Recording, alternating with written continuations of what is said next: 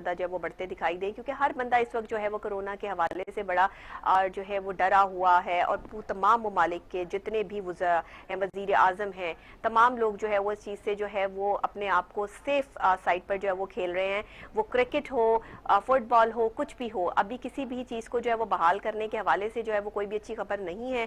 इसीलिए बरतानवी वजीर आजम का क्रिकेट बहाल करने से इनकार साफ दो टोक जवाब के मैं जो है वो अभी फिलहाल जो है ये काम नहीं कर सकता, क्योंकि मामला और हालात इस तरह के नहीं है कि इस पर जो है वो काम किया जा सके। तो बिल्कुल ठीक बात है, ये बरतानवी वजीर आजम का एक जो है वो अहम बयान सामने आया है। और उन्होंने जो ये इनकार किया है ये भी बहुत अहमियत का हामिल है, क्योंकि क्रिकेट जो है वो किसी भी मुल्क की सियाहत के लिए और किसी भी मुल्क के खेलों में सबसे ज़्यादा आपको पता है कि वहाँ की बहुत इंपॉर्टेंट खेल है। और क्रिकेट जो है वो पूरी दुनिया में देखा जाता है, समझा जाता है और पसंद किया जाता है। क्रिकेट शायकीन की तादाद जो है वो पूरी दुनिया में बहुत ज़्यादा है।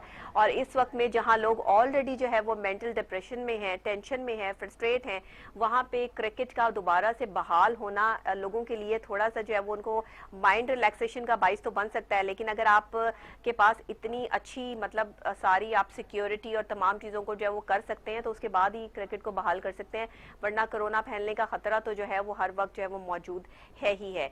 लाहौर की भी खबर जनाब हमारे पास जो है वो मौजूद है, और लाहौर के हवाले से जरा हम आपको जो है बता दें कि लाहौर समेत पंजाब के मजीद 33 मुकामात सील करने का फैसला जो है वो कर लिया गया है। जी हाँ, गुलबर्ग, डीएचए, गुलशन रावी और अंदरूने लाहौर भी इसमें जो है वो शामिल हैं। ये कुछ अरसे से जो है वो ये खबरें चल रही हैं, लेकिन अभी लाहौर के मजीद कुछ इलाके जो है वो शामिल कर लिए गए हैं इसमें, जहाँ सख्त किस्म का जो है वो इलाकों को सील कर दिया गया है, जहाँ कोरोना केसेस जो है वो सामने आए हैं। और इस चीज़ की मंजूरी जो है वो हतमी तौर पर जो है वो दे दी गई है कि 33 मुकामात सील करने का फैसला ये उन्होंने जो है वो कर लिया है। लाहौर, गुजरात, गुजरांवाला, मुल्तान, रावलपिंडी और फैसलाबाद के इलाके शामिल हैं इसमें। गुलबर्ग, डीएचए, गुलशन रावी, फैसल टाउन और अंदरूनी शहर सील होगा। लाहौर के मुतासरा इलाकों में 96,229 घर, 2,33,000 खानदान रिहाइश पजीर हैं। जी हाँ, 2,33,000 खानदान जो हैं वो लाहौर के मुतासरा इलाकों में जो रिहाइश पजीर हैं, ये इलाके जो इन्होंने पॉइंट आउट किए हैं वो सील किए हैं। और किस तरह सील किए हुए ये आप देख भी सकते हैं, फुटेज जो है वो हमारे साथ जो है वो चल रही है कि उन्होंने जो है वो कहीं जगह पर जो है वो उसको जो है वो ब्लॉक किया हुआ, लोगों को बाहर निकलने की इजाज़त जो है वो बिल्कुल नहीं है। जहाँ जहाँ इंडिकेट हो रहा है कि ये जो है वो कोविड-19 की वजह से जो है वो स्प्रेडिंग सिचुएशन है, यहाँ पर मामला ठीक नहीं है, वहाँ देख लीजिए कि कैसे सन्नाटे पड़े हैं और ऐसा लग रहा है कि कोई भी मौजूद नहीं है। अच्छा, ट्रैफिक का भी निज़ाम जो है वो लाहौर में काफ़ी हद तक जो है वो इस वक्त कंट्रोल में है। और ट्रैफिक के हवाले से भी, क्योंकि जाहिर है हमने तो आना जाना होता है, हमारा तो सेटअप होता है, तो हम उस चीज़ को जो है वो फॉलो कर रही हूँ मैं कि पहले में और अब में जो है वो ये फ़र्क जो है वो आया है कि ट्रैफिक भी और साथ में जिन इलाकों को सील किया गया है वहाँ पे भी जो है वो पुलिस की नफरी भी है और साथ जो है वो उन इलाकों को जो है वो ब्लॉक भी जो है वो किया गया है, तो ये अच्छी बात है। एक और खास बात, जाहिर है ईद उल अज़हा की आमद है, बड़ी ईद जो है वो आ रही है, छोटी ईद तो गुजर गई, छोटी ईद पे बहुत जो है वो एसओपीज़ की खिलाफ वर्जी जो है वो की गई, दिखाई दी। ताजरों ने बज़िद होकर जो है वो दुकानें जो है वो खुलवा ली और उसके बाद जो है वो एसओपीज़ को फॉलो करता कोई कहीं नजर नहीं आया, जिसके बाद ईद के बाद जो है वो मजीद कोविड-19 और कोरोना पेशेंट्स में इजाफा हो गया। और इतना इजाफा हो गया कि हुकूमत से, डॉक्टर से, पैरामेडिक स्टाफ से संभालना मुश्किल हो गया। दुनिया के उन ममालिक की सफ में जो है वो 15 दिन में जो है वो पाकिस्तान शामिल हो गया, जहां कोरोना ने तबाही मचा दी थी। और आप यकीन करें कि पाकिस्तान ईद से पहले, मतलब कुछ दिन पहले जो है वो उन ममालिक के सफ में शामिल था जहां कोरोना से ज्यादा जो है वो कोई ना वात हुई थी, ना जो है वो कोई प्रॉब्लम हुई थी, ना कोई खास तब्दीली आई थी। लेकिन फिर जनाब एक अलग तब्दीली आ गई, एकदम से जो है वो खासकर तब्दीली आई और मामलात और हालात जो है वो ऐसे पलटा खाए कि कोविड-19 के पेशेंट जो है वो ऐसे बढ़े कि डॉक्टर्स पहले से ही इंडिकेशंस दे रहे थे, लोग पहले से ही माहिरीन जो है वो अपनी प्रेस कॉन्फ्रेंसेस में जो है वो बता रहे थे कि ये बड़ी खतरनाक सिचुएशन हो जाएगी, लेकिन किसी ने कुछ नहीं सुना और उसके बाद मामला और हालात आउट ऑफ कंट्रोल हो गए। तो जनाब अब ईद उल अज़हा के हवाले से हमारे पास बड़ी खबर यह है कि पंजाब के बड़े शहरों में मवेशी मंडियां ना लगाने का फैसला कर लिया गया है। बहुत अहम फैसला है और अच्छा फैसला है। मवेशी मंडियों से कोविड-19 में इजाफा होगा और ये जो कोरोना वायरस इसको फैलने में जो है वो बहुत बहुत मदद मिलेगी, इसलिए मवेशी मंडियां जो है वो शहरों से दूर लगाई जाएंगी। पंजाब के तमाम बड़े शहरों में मवेशी मंडियां लगाने पर पाबंदी आयद कर दी गई है। मवेशी मंडियों में शहरों से दूर लगाई जाएंगी और शहरी जो है कुर्बानी के जानवर कैसे खरीदेंगे, अब सवाल ये पैदा होता है कि जाहिर बात है कि इतनी दूर जो है वो कैसे जाएंगे। तो इन सिफारिशात पे काम जारी है। एसओपीज चंद रोज में वाजिया किए जाएंगे कि शहरी जो है वो उनकी रसाई जो है वो वहां तक कैसे होगी। मैं तो कहती हूँ ये भी ऑनलाइन सिस्टम हो जाना चाहिए कि घर बैठे ही आपको जो, अब तो ऑनलाइन सिस्टम हो गया है कि घर बैठे ही आपको जो है वो चीजें मिल जाती हैं। अगर एक साल हम जाके खुद जानवर पसंद करके खुद उसके दांत शांत चेक करके ये सारा कुछ जो है वो अगर नहीं करेंगे, अपने आप को थोड़ा सा सेफ कर लेंगे, तो इसमें कोई प्रॉब्लम कोई हर्ज नहीं है। अब वबा के दौर में रसूल खुदा सल्लल्लाहु अलैहि वसल्लम का भी फरमान है कि अपने आप को सेफ रखिए, अपने घरों तक महदूद रहिए, चाहे हालात और वाकयात किसी भी तरह के हों। इस ईद को, छोटी ईद को तो हमने बड़े जोश और जज्बे और खरोश के साथ मना लिया और हमने अपनी शॉपिंगों में किसी किस्म की जो है वो कोताही नहीं बरती, जबकि हम कहते रहे कि अगर इस वक्त जो है वो शॉपिंग नहीं होगी तो कोई तूफान नहीं आ जाएगा। लेकिन उसके बाद एक ऐसा बड़ा तूफान आया कि जिसको संभालना मुश्किल हो गया। इसीलिए मेरी अब भी आपसे रिक्वेस्ट है कि मवेशियों के हवाले से जो है वो थोड़ा सा जो है वो मामला और हालात को जो है वो समझने की जो है वो कोशिश कीजिए, ताकि सिलसिला आगे जो है वो सेटल डाउन हो। अच्छा जी, हज के हवाले से हमारे पास बड़ी अहम खबर है और ये ज़ाहिरी बात है कि तमाम मुसलमानों के लिए ये एक दिल को तकलीफ भी पहुंचती है कि जब इस तरह की खबर जो है वो आती है। हज के लिए लोगों ने बड़े प्लान किया होता है। हज एक कौमी फरीज़ा भी है, हमारा जो है वो मजहबी फरीज़ा भी है। तो महदूद पैमाने पे हज की अदायगी का मामला जो है जनाब, ये सऊदी हुकूमत ने एसओपीज जो है वो इसके जारी कर दिए हैं। और क्या एसओपीज जारी किए हैं, तफसील ज़रा देख लेते हैं कि सऊदी हुकूमत की जानिब से महदूद पैमाने पे हज की इजाज़त का मामला। सऊदी हुकूमत ने एसओपीज जारी कर दिए हैं। मुकामी अफराद को हज की इजाज़त होगी। 65 साल से जायद उम्र के अफराद हज अदा नहीं कर सकेंगे। हज के बाद हुज्जाज कराम को जो है वो क्वारंटाइन में रखा जाएगा और सऊदी हुकूमत के एसओपीज जो हैं वो इस हवाले से जारी कर दिए गए हैं। साफ और वाजिया उन्होंने कह दिया है कि 65 साल से जायद उम्र के अफराद जो है वो हज नहीं कर पाएंगे और जो लोग जो मुकामी अफराद हैं सिर्फ उनको हज की इजाज़त होगी। कोविड-19 की वजह से बाहर से वो कोई लोगों को जो है वो इजाज़त नहीं दे रहे कि जो है वो इस वक्त हज के लिए जो है वो उनके लिए जो है वो ये अल्लाह का घर जो है वो खोला जाए। अब क्या कर सकते हैं, ये वो दौर है जिस मुश्किल दौर से हम गुजर रहे हैं, तकलीफ से, परेशानी से, अजियत से गुजर रहे हैं। तमाम मुसलमान खाना काबा को, रोज़ा रसूल को दूर से तो देख सकते हैं, जो वहाँ मौजूद नहीं है, जो वहाँ के मुकामी लोग हैं, चलें वो तो हज का फरीज़ा अदा कर देंगे, लेकिन बाकी तमाम मुसलमान जो है वो घर बैठ के सिर्फ अपनी टीवी स्क्रीन पर ही जो है वो ये नज़ारा देख सकेंगे।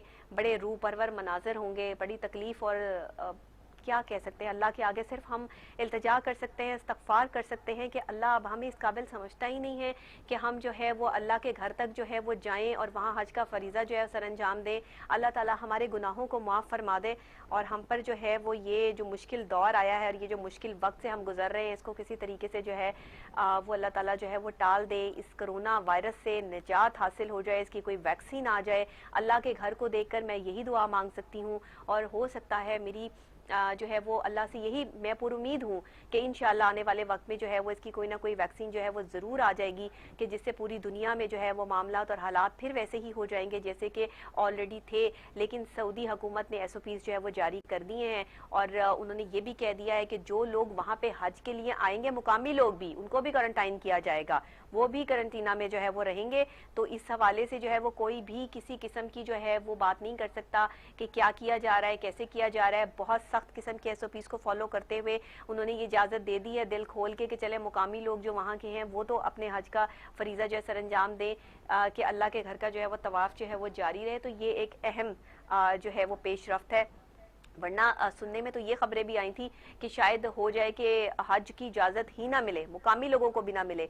लेकिन बड़ी बात है सऊदी हुकूमत की कि उन्होंने जो है वो चले कम से कम जो है वो हम यहाँ बैठ के तसल्ली से ये तो देख सकेंगे कि अल्लाह के घर का जो है वो हज के फ़राइज़ जो है वो कुछ मुसलमान जो है वो सर अंजाम दे रहे हैं, जिनको नहीं इस साल जो है वो ज़ियारत हुई, अल्लाह ताला जो है वो अगले साल जो है वो हज का फरीज़ा सर अंजाम देने का जो है वो मैं कहती हूँ अब इसके बाद ना अल्फाज नहीं रहते। ये बहुत बड़ी बात है ये दिल की वो कैफियत है एक मुसलमान की कि जो वो अल्फाजों में बयान जो है वो नहीं कर सकता। ये अल्लाह और बंदे का मामला है कि जो अल्लाह ने आपको कुछ, अल्लाह की तरफ से भी तो एसओपीज है ना जिनको फॉलो करना होता है, और जिनके तरीके अमल को जो है वो चलते हुए जो है वो हमने इस्लाम को अकॉर्डिंग टू इस्लाम ये जाहिर करना है कि हम जो है वो बींगा मुस्लिम जो है वो अपने अल्लाह और अपने रसूल से जो है वो कितना प्यार करते हैं। तो ये हमारी एक मोहब्बत और एक चाहत का जज्बा है जो अल्लाह और बंदे के दरमियान ही होता है, और ये वो अल्फाज होते हैं कि जो सारी दुनिया के सामने जो है वो आप शायद उसको उस तरह से जो है वो पेश नहीं कर सकते। बस अल्लाह से हम दुआ कर सकते हैं, इस्तगफार कर सकते हैं कि अल्लाह ताला जो है वो हमारे लिए भी अपने घर के दरवाजे खोले ताकि हम भी हज की ज़ियारत और हज करने का जो ये फरीज़ा जो है वो सर अंजाम दे सकें, क्योंकि हज तो एक फ़र्ज़ है ना,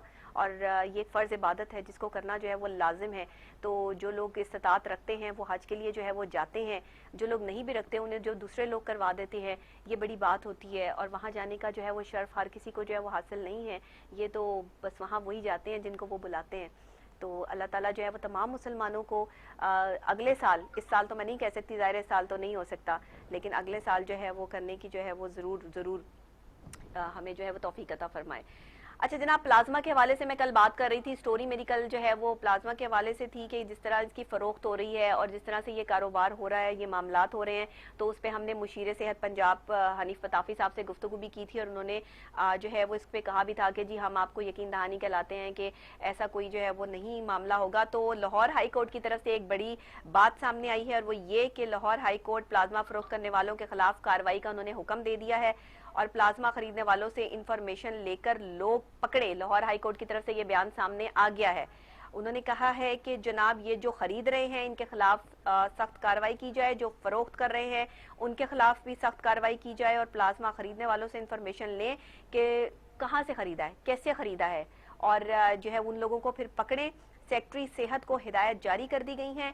आजकल दो जुमले मकबूल हैं, सरकारी अस्पताल में जान और प्राइवेट अस्पताल में माल नहीं बचता। चीफ जस्टिस के रिमार्क्स, सही बात है, सही कह रहे हैं, बिल्कुल सही कह रहे हैं। अगर आप प्राइवेट हॉस्पिटल में चले जाएं तो आपकी जायदाद खत्म हो जाएगी, और अगर आप गवर्नमेंट हॉस्पिटल में चले जाएं तो आप अपनी जान से हाथ धो बैठेंगे। दोनों ही तरह से जो है वो इधर से माल जाता है, इधर से जान जाती है।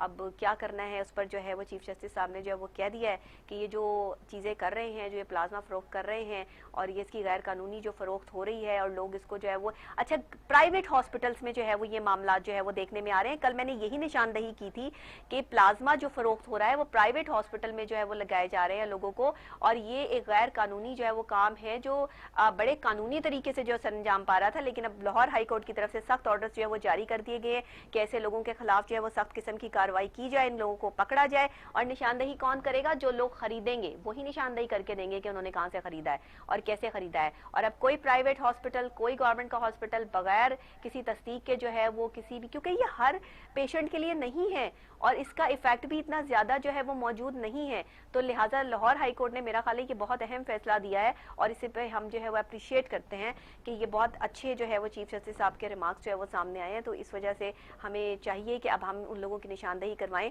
कि जो ये काम कर रहे हैं। और यहाँ बैठी भी मेरी ये ड्यूटी है, आपकी भी ये ड्यूटी है कि आप मुझ तक जो है वो सही सॉलिड जो है वो खबर पहुंचाएं, और मैं आगे आला हुकाम तक जो है वो आपकी आवाज़ और आपकी बात जो है पहुंचाऊं। इसीलिए मैं आपको हमेशा कहती हूँ कि अगर आपका कोई भी ऐसा मसला है कि जो अभी तक सॉर्ट आउट नहीं हुआ, आपके इलाके की आपकी इशूज़ हैं, कोई भी प्रॉब्लम है, तो आप हमारे साथ शेयर कर सकते हैं। ये एक ऐसा मॉर्निंग शो है जिसमें आप शामिल भी हो सकते हैं, बात भी कर सकते हैं, अपनी प्रॉब्लम भी शेयर कर सकते हैं, मुझे कमेंट भी कर सकते हैं। तो उसके लिए जनाब हमारे ये आईडीज़ जो हैं वो स्क्रीन पे चल रहे होते हैं, उस पर आप जो है वो मॉर्निंग शो के हवाले से हमसे जो है वो रब्ता कर सकते हैं, बिल्कुल कर सकते हैं। ये तो थी आज की खबरें जो मैंने आपके साथ शेयर की। थोड़ा बहुत तज्जिया मेरी तरफ से जो है वो इसमें शामिल होता है कि हम जो है वो क्या चाहते हैं, क्या हो रहा है, क्या मामलात हो रहे हैं। लेकिन एक बड़ी अहम खबर ये भी है स्कूल जाने वाले बच्चों के लिए कि जनाब एसओपीज़ को फॉलो करते हुए स्कूल खोलने का फैसला जो है वो किया जा रहा है। एक दो दिन पहले भी ये सारी तमाम चीज़ें चल रही थी और वज़ीर तालीम शफकत महमूद साहब ने भी ये कह दिया था कि एसओपीज़ को फॉलो कराते हुए अगर हमें पूरी गारंटी के साथ जो है वो स्कूल ये काम करते हैं तो फिर हम इसे खोलने के मामले पर आला सतही इजलास जो है वो भी हुआ है।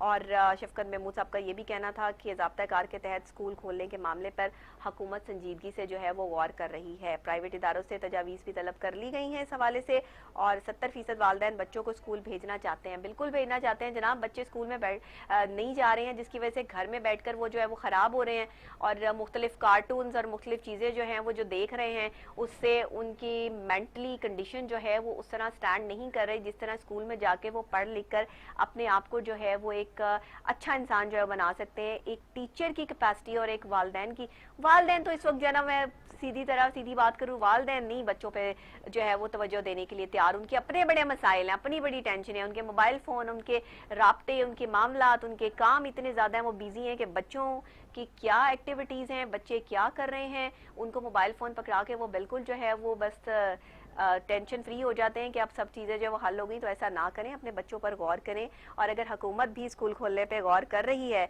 तो मैं समझती हूँ कि ये एक अच्छा फैसला है, अहम फैसला है। मैं भी ये समझती हूँ कि हमारे घर में भी जो बच्चे बैठे हुए, मैं उनको भी यही कहती हूँ कि भाई खुदा के लिए इनको स्कूल भेजो। ये जो है वो टेंशन में आ चुके हैं, ये हमें भी टेंशन देते हैं और खुद भी टेंशन में है। तो ये जो बच्चे हैं ना, वो बच्चे बड़े टेंशन में आ जाते हैं कि ये क्या कह रही हैं। तो मैंने कहा कि जाहिर बात है, हमने इतनी मुश्किलों से जो है वो तालीम हासिल की है, पढ़ा है, आप लोग भी पढ़ें। ये ऐसा ना हो कि कोविड-19 की नज़र हो जाए तालीम। तो बहुत अच्छा फैसला हुकूमत का, एसओपीज़ को फॉलो करते हुए स्कूलों को खोलना चाहिए। अब स्टोरी में जो है वो हम जाएंगे, लेकिन उससे पहले हम ब्रेक पे जाएंगे, बिल्कुल ब्रेक पे जाएंगे। ब्रेक के बाद जो है वो दोबारा आपसे मुलाकात करते हैं। देखते रहिए गुड मॉर्निंग टुडे, आपके साथ आपकी मेज़बान डॉक्टर नबीहा अली खान। मैं हूँ आपकी मेज़बान डॉक्टर नबीहा अली खान। प्रोग्राम आप देख रहे हैं गुड मॉर्निंग टुडे, और आज टुडे स्टोरी में हमारा करंट इशू जो है वो ये है कि जिसे लोगों ने भुला दिया है। एक चीज़ आई स्क्रीन पर, बड़ी दर्दनाक, ऐसी कैफियत कि लोगों ने जो है वो इस चीज़ को देखा, परखा, तकलीफ महसूस की, और फिर सब चीज़ों को जो है वो एज यूजुअल जैसे पर्दा डाल दिया गया। फिर कुछ वक्त गुजरा, उसकी रिपोर्ट पेश की गई, और रिपोर्ट जो पेश हुई उस पर बहुत सारे लोगों को जो है वो एतराज़ हुआ, बहुत सारे लोगों ने इस रिपोर्ट को जो है वो एक्सेप्ट कर लिया। अब जाहिर है जिनके अपने इस तैयारा हादसा केस में चले गए, मैं बात कर रही हूँ PIA तैयारा हादसा केस की, जो 2 दिन पहले फाइलों के नीचे दब गई बात कि रिपोर्ट आई, वज़ीर आज़म को पेश हुई, मामला जो है वो ख़त्म हो गए। उसके बाद जो है वो तज्ज़िया देने और मामला करने जो है वो सारी चीज़ें जो है वो एक साइड पर हो गई। लेकिन क्या हम उनका अज़ाला कर सकते हैं जो जाने इसमें नुकसान पहुंचा, जो जिनके प्यारे इस हादसा केस में चले गए? क्या PIA जो है वो इसका अज़ाला कर सकता है? शायद नहीं कर सकता, कोई भी नहीं कर सकता। आप, मैं, PIA कोई भी नहीं कर सकता। तैयारा हादसा केस में पायलट और एयर ट्रैफिक कंट्रोल को जिम्मेदार करार दे दिया गया, और सिविल एविएशन ने भी गलती की। उन्होंने रिपोर्ट वज़ीर आज़म को जो है वो पेश कर दी कि जी ये मामला जो है वो इस तरह हुआ, जहाज की रफ्तार और बुलंदी ज्यादा थी, पहली लैंडिंग पे दोनों इंजन को नुकसान पहुंचा, और पहली नाकाम लैंडिंग के 12 घंटे बाद तक जहाज के पुर्जे रनवे पे मौजूद रहे। अब ये रिपोर्ट है जो पेश कर दी गई है। ये फिजाई हादसात की जो मजीद रिपोर्ट्स भी हैं वो भी पेश करने का जो है वो ऐलान कर दिया गया कि मजीद भी जो पहले हादसात होते रहे हैं वो क्यों हुए, उसमें भी जिम्मेदार जो हैं वो उनको पॉइंट आउट कर दिया गया। लेकिन ऐसा क्यों होता है कि हमेशा जिम्मेदार जो है वो पायलट को ठहरा दिया जाता है, और जो बाकी अमला है वो बच के निकल जाता है कि जहाँ से मामला बीच से जो है वो खराब होते हैं? अब क्या ऐसा होता है, या वाकई ये रिपोर्ट जो है वो 100% जो है वो सच्चाई पे मबनी बना के वज़ीर आज़म साहब को पेश कर दी गई है? इस पे बात करने के लिए हमारे साथ ऑन कॉल मौजूद हैं retired wing commander Naseem Ahmad साहब। अस्सलाम वालेकुम सर। वालेकुम अस्सलाम। सर कैसे हैं आप? ठीक ठाक हैं? बिल्कुल, अल्लाह का शुक्र। सर ये जो तैयारा हादसा केस हुआ 2 दिन पहले, इसके तमाम चीज़ों को जो है वो दबा दिया गया। हम इसे करंट इशू नहीं बोल सकते, लेकिन अगर हम इसे ये कहें कि ये हमारा जो है वो अहम इशू नहीं है, तो हम ये भी नहीं कह सकते। इसकी रिपोर्ट आई और उसके बाद जो है वो तज्जिए भी आने जो है वो बंद हो गए। आप इस रिपोर्ट से इत्तफाक करते हैं? देखें, ये कहना कि इसको दबा दिया गया तो मुनासिब नहीं है। जी सर। इन्होंने अभी जो रिपोर्ट पेश की है जी। उसमें corporate order, digital flight order और एयर ट्रैफिक कंट्रोल से इनको जो शवाहिद। सर आपकी आवाज मुझे क्लियर नहीं आ रही है, आवाज क्लियर कीजिएगा प्लीज। जी जी बताइएगा। आपको सही आ रही है? जी सर, जी बोलिए। आवाज आ रही है? जी जी आ रही है बिल्कुल। देखें, इसको हम दबा देना नहीं कह सकते। बिल्कुल सही। इनको जो CVR, DFDR और एयर ट्रैफिक कंट्रोलर से जितने भी शवाहिद मिली थे उसकी बुनियाद पर आप कह सकते हैं कि शवाहिद जमा कर दिए गए हैं। सही। ये एक इनिशियल इंफॉर्मेशन है। ठीक है। असल इन्वेस्टिगेशन तो इसके बाद शुरू होती है, जो कि हकीकी इन्वेस्टिगेशन जिसे इंटरनेशनल ठीक सीन से कहा जाता है। ठीक है। ठीक है। इन्वेस्टिगेशन कई साल तक चल सकती हैं। सही। अब इसमें हमें ये पता चल गया है कि क्या हुआ है, और हमें ये पता चल गया कि कॉकपिट के अंदर एयर क्रू से प्रोसीजर्स के मुताबिक ठीक या उनकी जो मुख्तलिफ मुश्किलात का वो शिकार थे, जी। उस दौरान उन्होंने जो फैसला किया, हो सकता है उस फैसले करने में उनसे नाकामी हुई, कामयाब नहीं हो सके। ठीक है। ठीक है। जहां तक आपने बात की कि अब इन्वेस्टिगेशन हम भुला देते हैं, देखें इन्वेस्टिगेशन तो अब इस दफा पहली दफा जी आज सुना है कि पार्लियामेंट में पिछले 10 इन्वेस्टिगेशन पेश की जाएंगी। जी जी।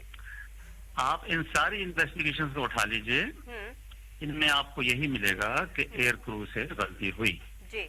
उन्होंने किसी एसओपी को वायलेट किया, कोई एरर ऑफ जजमेंट हुई, कोई एरर ऑफ डिसीजन मेकिंग हुई, या वो लैग कर गए। ठीक। दरअसल मैं आपके तवज्जो से जो लोग हमें सुन रहे हैं उनकी तवज्जो दिलाना चाहता हूँ जी बिल्कुल। कि जो असल इन्वेस्टिगेशन होती है वो तो कॉकपिट में जब गलती आखिरी हो जाती है उसके बाद शुरू होती है कि उन्होंने कॉकपिट में गलती क्यों की। सही। तमाम एयर क्रू जो पिछले 10 एक्सीडेंट्स अगर आप ले लें, वो सब अल्लाह को प्यारे हो गए, और उनके लवाहिकीन की तादाद हजारों से ज्यादा है। ऐसा ही है। और उनको बहुत मुश्किलात भी पेश आएंगी पूरी जिंदगी तक। सही। उनमें से कुछ फैमिलीज ऐसी हैं कि जिनके घर हादसे के बाद जी गम से निढाल होकर कहीं वालिद साहब, कहीं वालदा साहिबा बिल्कुल का भी इंतकाल हो चुका है। सही। और इन लोगों को याद रखने की जरूरत है, कम से कम कई साल याद रखें।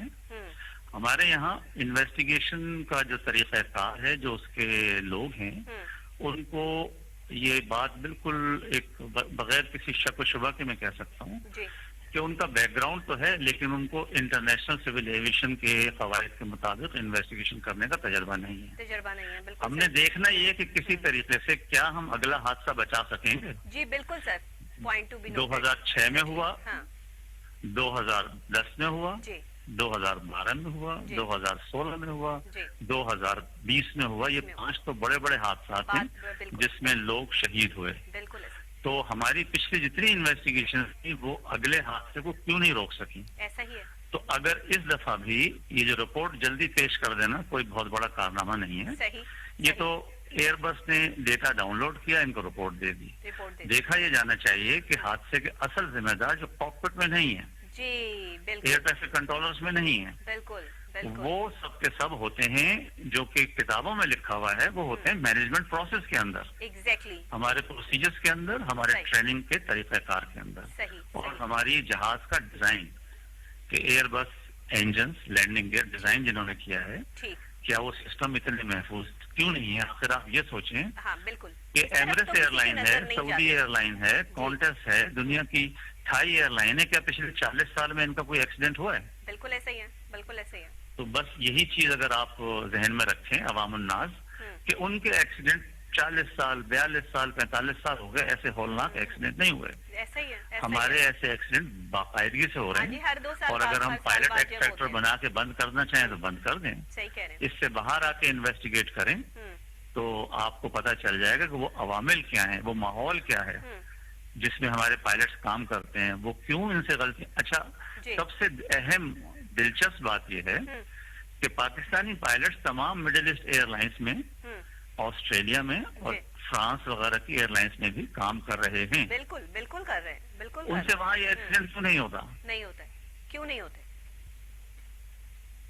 क्यों नहीं होते ना सर, क्यों नहीं होते? मतलब जी इसलिए नहीं होता, देखें इसलिए नहीं होता कि अगर मुझे नहीं पता आपके पास कितना वक्त है, इसीलिए मैं कुछ जवाब देके खामोश हो जाता हूं। देखें इसलिए नहीं होता एक्सीडेंट वहाँ के माहौल में कि वो पायलट्स को बेहतरीन ट्रेनिंग प्रोवाइड करते हैं, बिल्कुल सही, बिल्कुल सही, मैन्युफैक्चरर्स को बिल्कुल टाइट रखते हैं, सही। और जो भी हादसा आज से 20 साल 30 साल पहले हुए हैं जिसमें एयरबस या बोइंग के हादसा हुए, अगर वो मॉडर्न दुनिया में हुए हैं तो ऑपरेटर ने या उस मुल्क ने उसके इन्वेस्टिगेशन उनको इतनी आसानी से नहीं बख्शा। बिल्कुल ठीक। उन्होंने उनके प्रोसीजर्स के अंदर खामियां निकाली, उन्होंने उनके डिजाइन में खामियां निकाली। अपनी गलतियों से सीखते हैं ना, अगर कोई गलती जी करते हैं बिल्कुल तो सीखते हैं, बिल्कुल सीखते हैं। देखिए हमारी गलती करते हैं, हमारी जो एविएशन की फिलॉसफी है उसमें कहा जा रहा है कि ये जो एक्सीडेंट होता है ये एक मौका होता है अपने तमाम ऊपर से नीचे तक के जिस तरीके से आप एविएशन को चला रहे हैं, बिल्कुल, उसको ऊपर से नीचे तक खंगालें, उसको देखें और आइंदा हादसा ना होने दें। बिल्कुल ऐसा ही है, बिल्कुल ऐसा ही है। अगर आपके पास वक्त हो तो मैं आपको बताऊं कि कनाडा जो है ना, वो जी सर। वहां पर international civil aviation organisation headquarter है, और वहां का जो इन्वेस्टिगेशन बोर्ड है उसको ट्रांसपोर्ट कनाडा कहते हैं। सही, सही। आज से तकरीबन 25 साल पहले वहां एक हादसा हुआ था, उन्होंने इन्वेस्टिगेशन की, लेकिन अवाम ने उसको मुस्तरद कर दिया। सही, लेकिन जाहिर है वो गवर्नमेंट में थे, इन्वेस्टिगेशन दोबारा नहीं हुई। ठीक, लोगों की या इंटरनेशनल सिविल एविएशन की दुनिया भर की खुशकिस्मती थे कि एक और हादसा हुआ, उसमें 200 अमेरिकन शामिल थे। जी, अब उनपे इतना प्रेशर पड़ा कि उन्होंने जुडिशियल इंक्वायरी ऑर्डर की, सही, सही। इंडिपेंडेंट। उस जुडिशियल इंक्वायरी ने कहा कि हमारा जो नुक्ता आगाज है इन्वेस्टिगेशन का, वो कॉकपिट में जो गलती हुई है, हमें पता चल गया कि कॉकपिट में ये गलती हुई है, सही। यहाँ से हमारा नुक्ता आगाज है इन्वेस्टिगेशन का। ठीक है, ठीक और है। उन्होंने 3 साल की कोशिश के बाद उनको बड़ी मुश्किलात पेश आई, हालांकि ज्यूरी कर रही थी, बिल्कुल यानी सही। उनकी एक सर, ये अदालत के हादसा रॉयल। यहाँ रोकने होंगे क्योंकि बाहर के ममालिक में इस तरह के हादसा बार बार हर साल, अगले साल, 2 साल बाद या 4 साल बाद देखने में नहीं आते जो पीआईए के साथ हो रहा है। पीआईए की अगर मामलात और हालात अंदर से इतने ज्यादा जो है वो डैमेजिंग पोजीशन पर हैं, तो मैं समझती हूँ कि फिर पीआईए को जब तक ये स्टैंड नहीं कर लेते, इस काबिल नहीं बना लेते, तब तक जो है वो लोगों की जानों से खेलने का तो किसी भी इदारे को जो है वो कोई हक जो है वो हासिल नहीं होना चाहिए। इस पे वज़ीर आज़म साहब को जो है वो जाहिर बात है सोचना चाहिए, देखना चाहिए कि ये मामलात क्यों हो रहे हैं। बहुत अहम बात यह है जी कि सिर्फ पीआईए के हादसा पाकिस्तान में नहीं हुए, हमारे यहाँ एयर ब्लू का भी क्रैश हुआ, जी जी, वो भी होता खोजा का भी क्रैश हुआ, जनरल एविएशन में जेएस एयर का भी क्रैश हुआ, और जो जहाज पाकिस्तान कॉल साइन पे दुबई से काबुल जा रहा था उसका भी क्रैश हुआ, और एक IL-76 का नेवल कारसाज में क्रैश हुआ। तो it is not only PIA, it is civil aviation Pakistan की मैनेजमेंट के सिविल एविएशन को कैसे चलाया जा रहा है। ठीक है, देखें दोनों जगह पे कोई डायरेक्टर सेफ्टी भी होंगे। एग्जैक्टली।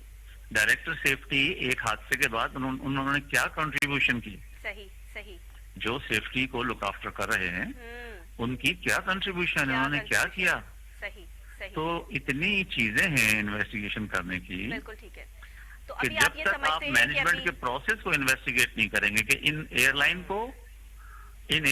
को सही बशमूल पीआईए, सिविल एविएशन अथॉरिटी और मिनिस्ट्री ऑफ एविएशन कैसे हैंडल कर रही है, क्या कोई ऊपर से सेफ्टी ऑफ पैसेंजर्स को कोई देख रहा है। सही, सही। बज़ाहिर तो साफ नजर आ रहा है, कोई नहीं देख रहा, कोई नहीं देख रहा। सही कह रहे हैं। जब तक उन जिम्मेदारों को हम नहीं लाएंगे सामने और वो अवामिल को सामने नहीं रखेंगे, तो इन बेचारों पे पीआईए के एयर ब्लू भोजा के 2 पायलट्स पे जो अल्लाह के ताला के पास जा चुके हैं, अपना दिफा भी नहीं कर सकते, उन पे उनकी ये तस्लीम कर देना कि उनसे गलती थी। ठीक है, उनसे गलती हुई, क्यों हुई, सवाल ये है। क्यों हुई? बिल्कुल, कुछ ना कुछ तो हुआ होगा, कोई ना कोई मसाइल तो उस टाइम दरपेश नहीं जी, सेफ्टी एविएशन को पिछले सबसे आखिरी है, सेफ्टी एविएशन को कोई इम्पोर्टेंस नहीं है। सही, सही।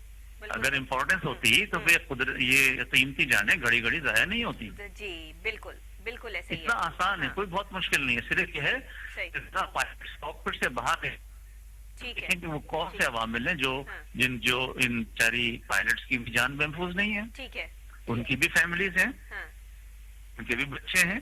बिल्कुल ऐसे ही है, बिल्कुल ऐसे ही है। फिर उनके प्रोफेशन को उनके बच्चों के सामने आप उनकी कैरेक्टर असैसिनेशन करें, ये गलत है, बिल्कुल कि वो ठीक नहीं थे, या वो यूनियनिज्म में शामिल हैं, या वो डिसिप्लिन नहीं है, ये भी तो उनका डिफेंड करने वाला भी तो कोई आए। बिल्कुल ऐसा ही है, बिल्कुल सही कह रहे हैं आप, बिल्कुल सही कह रहे हैं। बहुत सारी गलतियां जो है वो पीछे बैठने वाले लोगों की होती हैं, लेकिन डाल दूसरे लोगों पे दी जाती हैं कि जो सामने जो है वो फ्रंट लाइन पे खेल रहे होते हैं। तो ये गलत बात है। पाकिस्तान का एक अलमिया है सर, लेकिन ऐसा होता है, बहुत बड़ा अलमिया है। हसन निसार को आप सुना करें, बहुत बड़ा अलमिया, बहुत बड़ा अलमिया। बिल्कुल, मैं उनको सुनती हूँ, उनकी फैन भी हूँ। और जो है वो आप कोई मुतासरीन के हवाले से पूछना चाहें तो मैं आपको बताऊं कि वो भी कितने बदकिस्मत हैं कि अगर यही मुतासरीन किसी और मुल्क में होते, सही कह रहे हैं, तो इंटरनेशनल सिविल एविएशन के क़वाबिद के मुताबिक उन्हें बहुत अच्छी तरह लुक आफ्टर किया जाता है।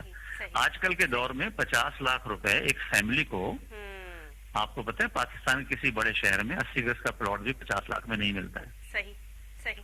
तो अगर किसी का एक कमाने वाला, तो हमारे यहाँ चूंकि लोगों में इतना इल्म नहीं है। सर हम तो अपने सर पे से टाल के बोझ उतार के जो है वो अपनी जिम्मेदारियां निभा कर मुतासरीन लोगों को बता चाहिए, देते हैं ना। मुतासरीन को चाहिए कि वो अपनी इकोनॉमिक वर्थ, यानी अगर उनका बेटा एक ही था, सही। उन्होंने उस पर सब कुछ लगा दिया था, सारा पैसा लगा दिया था। हम्म। किसी की यहाँ 2 बेवाएं भी हो सकती हैं, किसी की वालदा कैंसर की मरीज भी हो जाहिर सकती है, हैं।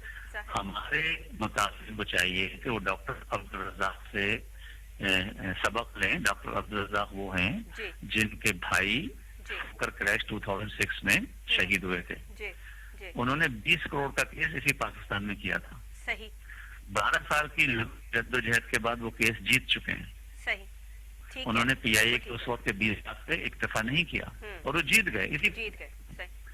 हमारे भी मुतासरीन अगर अपने केसेस को हम्म। अदलिया में लेके जाएं और अपने अपने लिहाज से बताएं कि हमारी फैमिली में ये जो बंदा चला गया इसकी क्या हैसियत थी। सर आपने बड़ा अच्छा मशवरा दिया है। ये मशवरा जो है ये वो 72 हाँ, साल तक देखें, 72 सही, साल का सही। एक फलसफा होता है सही। कि जो आपका, अगर आपका भाई या मेरा बेटा हम्म। 32 साल की उम्र में जिसमें साथ लगा के सही। इसका बनाया हो और वो इसको 3 लाख रुपए पर मंथ कमा रहा हो और 72 यहाँ पर इतनी जल्दी जो है वो हाँ सही बात है, हुकूमत की जो जिम्मेदारी है वो प्रॉपर तरीके से अपनाए, लेकिन लेने वालों को भी पता होना चाहिए कि हम किस तरह से हमें करना क्या है। नहीं मिलना है, वो अदालत में जाए और क्लेम करे केस को। बहुत शुक्रिया आपका रिटायरमेंट कमांडर, बहुत शुक्रिया आपका जनाब, बहुत शुक्रिया। आपने बहुत अहम पॉइंट्स के हवाले से जो है वो निशानदही की और तैयारा केस के हवाले से आपने जो है वो अहम नकात भी जो है वो हमारे सामने आप लेकर आए। और मैं समझती हूँ कि आगे आने वाली, ये तो अभी स्टार्टिंग है, अभी इन्वेस्टिगेशन बाकी है, ये कोई केस दब नहीं गया है या बंद नहीं हो गया है। अभी आने वाले कुछ टाइम में जब इसके हवाले से जो है वो मजीद अपडेट्स आएंगी तो वो भी हम आपको जो है वो साथ साथ जो है वो देते रहेंगे। लेकिन एक अहम बात जो कल हुई और इसका वावेला जो है वो शाम के प्रोग्राम्स में और सुबह तक जो है वो बचता रहेगा। और मामला फवाद चौधरी के हवाले से उनका इंटरव्यू की बात कर रही हूँ मैं कि जो फवाद चौधरी, अच्छा फवाद चौधरी साहब हमेशा से, मैंने भी जब उनको ऑन कॉल लिया था तो मैंने उनसे यही सवाल किया था कि आप बड़ी सॉलिड और बड़ी खरी और सच्ची बात इतनी तेजी से कर जाते हैं कि लोग जो है ना वो ऐसे करके आंखें दंग रह जाती हैं कि फवाद चौधरी साहब ने क्या कह दिया। फवाद चौधरी साहब उस पर मुस्कुराते हैं और फिर कहते हैं डॉक्टर साहबा के अब मैं क्या कह सकता हूँ। अब ये जो फवाद चौधरी साहब, हमेशा ही उनका बयान सामने आता है और ये सारे मामला जो है वो आ जाते हैं। कल इंशाल्लाह कोशिश करूंगी कि उनको भी ऑन कॉल लूं और उनसे भी इस हवाले से जो है वो अपडेट्स जो है वो लूं। लेकिन उन्होंने कहा क्या है, बहुत सारे लोग जो है वो इस चीज पर जो है वो दंग रह गए हैं कि उनके इंटरव्यू जो है वो ये किस लिए था। अब जाहिर है हुकूमत तो ये भी समझ सकती है कि हुकूमत को डैमेज करने के लिए था, लेकिन वो ये कह रहे हैं कि जाहिर है इमरान खान साहब ने कहा है कि कारकर्दगी तो दिखाई नहीं, 6 माह में जो मामलात है वो दूसरी तरफ जो है वो जा सकते हैं। फिर उन्होंने दावा ये भी किया कि जहांगीर तरीन साहब ने असद उमर को वजारत से हटाया। जब असद उमर को दोबारा वजारत पे लगाया गया तो उन्होंने आके जहांगीर तरीन साहब के साथ जो है वो ये सारे मामला जो है वो कर दिए। फिर उन्होंने बताया कि शाह महमूद कुरैशी और जहांगीर तरीन के दरमियान भी मुलाकातें जो है वो और बातें जो है वो ना बन सकी, उनके दरमियान भी। अच्छा, ये उड़ती उड़ती खबर मेरे पास भी आई थी कि जहांगीर तरीन साहब और शाह महमूद कुरैशी साहब जो है इनकी आपस में नहीं बनती है और ये अक्सर मीडिया में जो है वो ये खबरें जो है वो गर्म भी थी। लेकिन उस वक्त जो है वो लोग शायद इस बात पर जो है वो इत्तेफाक करने के लिए तैयार नहीं थे। मैंने अपने प्रोग्राम में भी ये बात की थी और उसके बाद जो है वो अब फवाद चौधरी साहब ने जब इस बात की तस्दीक की है तो अब ये चीज़ मुझे भी जो है वो सच्चाई की तरफ जो है वो दिखाई देती है कि ऐसे मामला जो है वो नज़र थे। जहांगीर तरीन साहब की बहुत सारे लोगों के साथ जो है वो नहीं बनती थी या लोग ये समझते थे कि जहांगीर तरीन जो है वो इमरान खान साहब के साथ जो है वो ज़्यादा करीब है, वो उनकी ज़्यादा बात मानी जाती है। ज़ाहिर उन्होंने इस पार्टी को स्टैंड करने में जहांगीर तरीन का एक नाम है, सब लोग जानते हैं, इससे कोई जो है वो खौफ नहीं है। लेकिन इस तरह खुल के इस इशू पे बात करना फवाद चौधरी साहब का, मैं समझती हूँ कि ये एक बहुत बड़ी जो है वो बात है और इस पे कौन लोग इसके जो है वो जिम्मेदार हैं और कौन इमरान खान साहब के पूरे सिस्टम की इस्लाह के लिए जो है वो मुंतखब होते हैं और कौन लोग ये सारे काम जो है वो कर रहे हैं। इस अमर पे जो है दो राय तो बिल्कुल भी जो है वो शामिल जो है वो नहीं है। अब अंदरून तौर पर जो कहानी है वो फवाद चौधरी साहब ने जो है वो काफ़ी हद तक जो है वो अयां कर दी है कि मामलात और हालात जो है वो क्या है। तो ये एक रुख है कहानी का और जो अंदर से बहुत पहले से अपोजिशन जो है वो चीखो पुकार कर रही थी कि हुकूमत जो है वो डामाडोल है। मेरा ख्याल है कि उनके मामलात और हालात जो है वो अब काफ़ी हद तक जो है वो ऊँट वो जिस करवट बिठाना चाह रहे थे उस करवट जो है वो बैठ गया है। और ये लीडरशिप जो अंदर से शाह महमूद कुरैशी साहब हैं, जहांगीर तरीन साहब हैं, लॉबी जो है ये बन सकी है, ये हिस्सा बन चुके हैं हुकूमत की, लॉबिंग जो है वो हो रही है और ये हवाले से जो है वो ये सिलसिला जो है वो अभी भी जो है वो जारी और सारी है। ये तो बड़ी लॉबी की बात होगी ना कि ये बड़े जो आपस में जो जिनकी जो है वो आपस में क्लैश जो वो चल रहे थे। असद उमर साहब जहांगीर तरीन साहब से खुश नहीं थे, वजारत से उनके कहने से हटा दिया गया, फिर लगा दिया गया, फिर उन्होंने उनको हटा दिया, फिर शाह महमूद कुरैशी साहब के मामला जो है वो खराब हुए। तो ये सारी चीजें जो ये निशानदही वो कर रहे हैं फवाद चौधरी साहब, पहले क्यों नहीं की? ये तो मैं उनसे पूछूंगी ना कि ये पहले क्यों नहीं जो है वो वफाकी जो है वो मामला जो है वो उस पर जो है उन्होंने पहले क्यों नहीं जो बात की कि ये सारी चीज़ें जो है वो हो रही हैं। इतने अरसे तक खामोशी और फिर अब खामोशी को तोड़ना और अपने इंटरव्यू में ये तमाम बातें और इसे इंकशाफ करना, ये किस तरफ इशारा करते हैं? इसका मतलब तो ये हुआ कि हुकूमत की नाअहली की दास्तान जो है वो हुकूमती ओहदेदारान भी सुनाने लगे हैं। अब हुकूमत के अपने अंदर से भी शोर शराबे जो है वो उठने शुरू हो गए हैं। अब फवाद चौधरी साहब का इतना बड़ा बयान सामने आना छोटी बात तो नहीं है। जाहिर बात है कि इस पर जो है वो कोई ना कोई मामला और हालात और वाकयात तो जो है वो सामने जो है वो सिलसिला जो है वो दिखाई दे रहा है। फिर वज़ीर आज़म साहब की जानिब से जो तमाम काबीना है, तमाम अराकीन है, उनका इजलास बुलाना और फिर वो वजाहत के हवाले से जो है वो बात करना, ये तमाम चीज़ें जो है सूरत हाल पर उन्होंने जो है उस पर बात भी की है और तफ्तीली इसका जायज़ा भी ले रहे हैं। और असद उमर ने फवाद चौधरी साहब का मामले पर वज़ीर आज़म के सामने जो है वो उठा दी है ये बात कि जी इस तरह से जो है वो ये बात फवाद चौधरी साहब ने जो है वो की है। ज़ाहिर अब ये बात छुपी हुई तो नहीं है, वज़ीर आज़म साहब तक तो जो है वो पहुँच ही गई है। अब एहतियात और इत्तेहाद दो चीज़ें जो है वो पाकिस्तान तहरीक इंसाफ के लिए जो है वो बहुत ज़रूरी, लाजिम और मलजूम करार जो है वो दे दी गई हैं। और इस हिदायत पर जो इजलास मुख्तलिफ वज़रा का जो हुआ इसकी कारकर्दगी की पर भी गर्मा गर्म बहस जो है वो जनाब जारी है।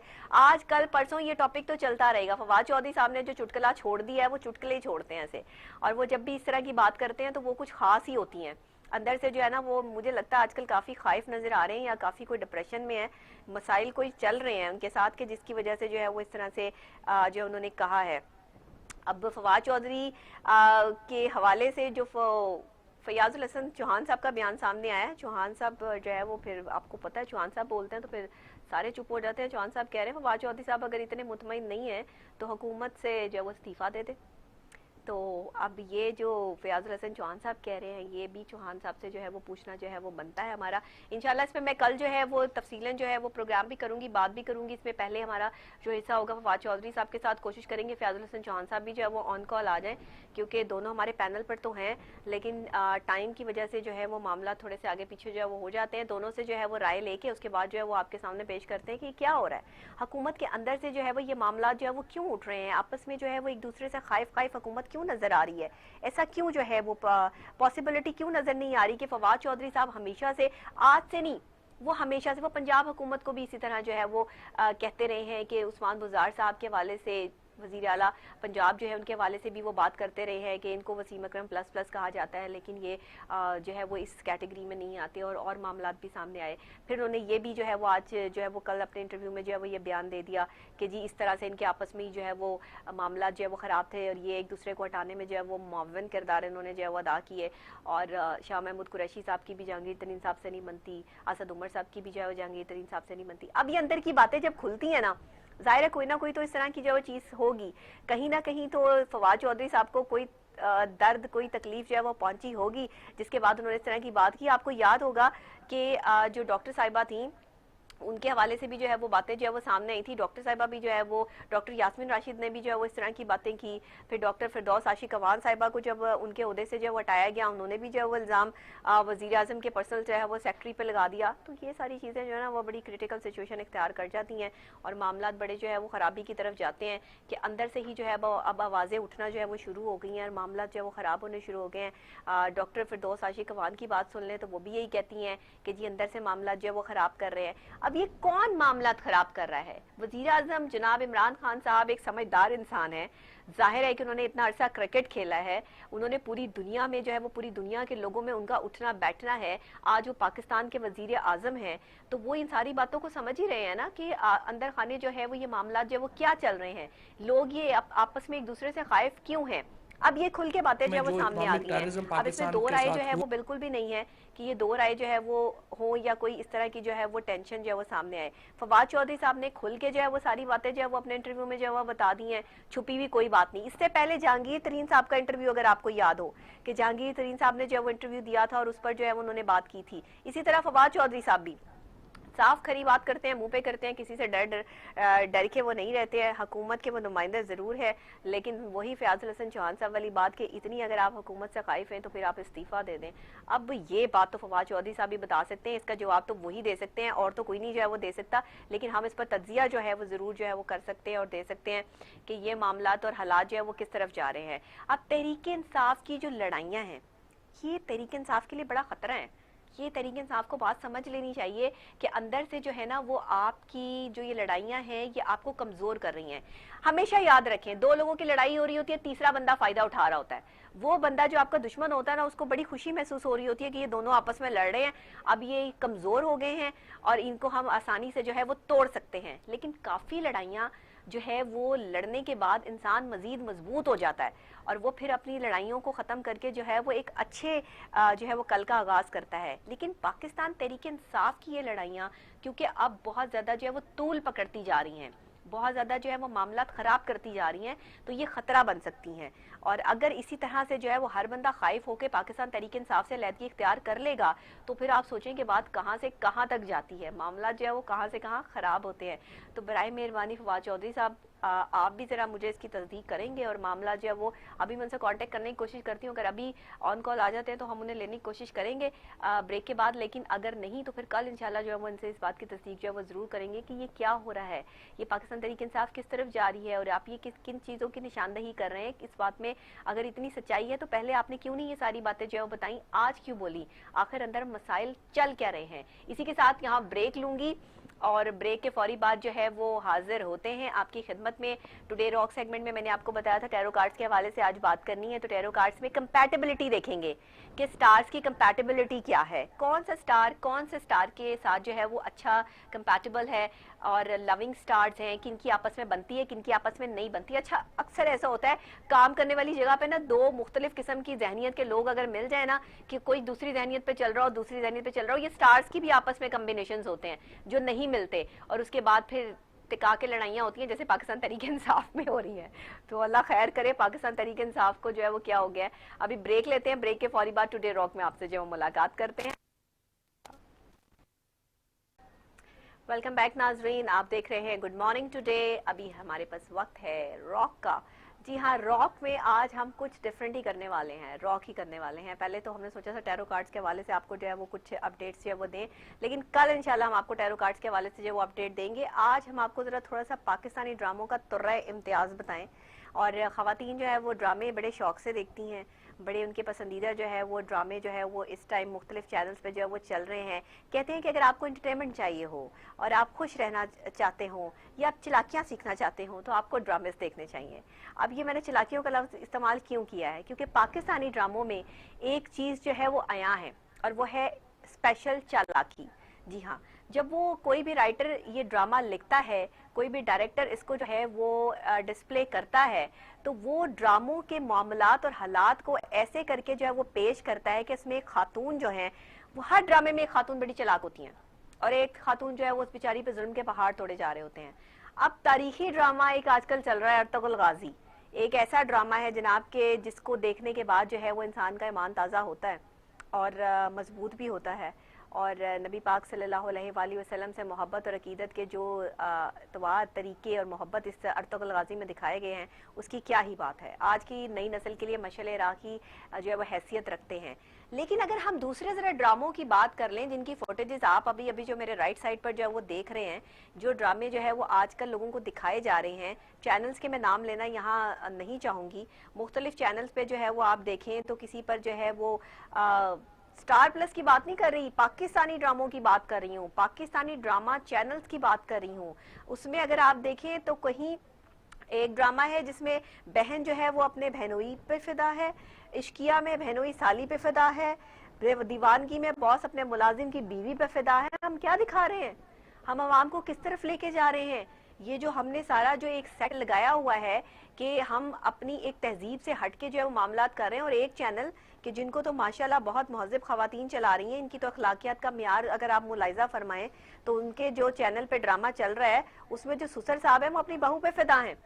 अगर हम अपने माशरे में ये चीज़ें लेकर आ रहे हैं और ये चीज़ें दिखा रहे हैं, तो आप सोच सकते हैं कि हमारी जो एतबार है, जो अखलाकियात हैं, उसकी धज्जियां हम कैसे उड़ा रहे हैं।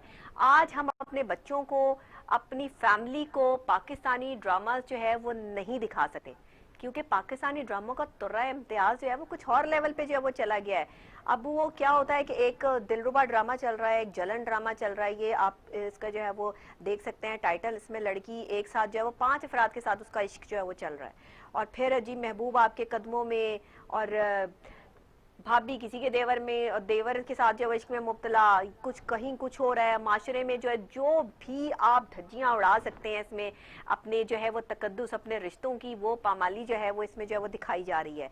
अब इनके बारे में सिर्फ यही कहा जा सकता है कि शर्म तुमको मगर नहीं आती। क्या किया जा सकता है कि ये जो ड्रामास जो है वो चल रहे हैं इस टाइम पे, ये हमारी इखलाकियात नहीं है, ये हमारा लेवल नहीं है।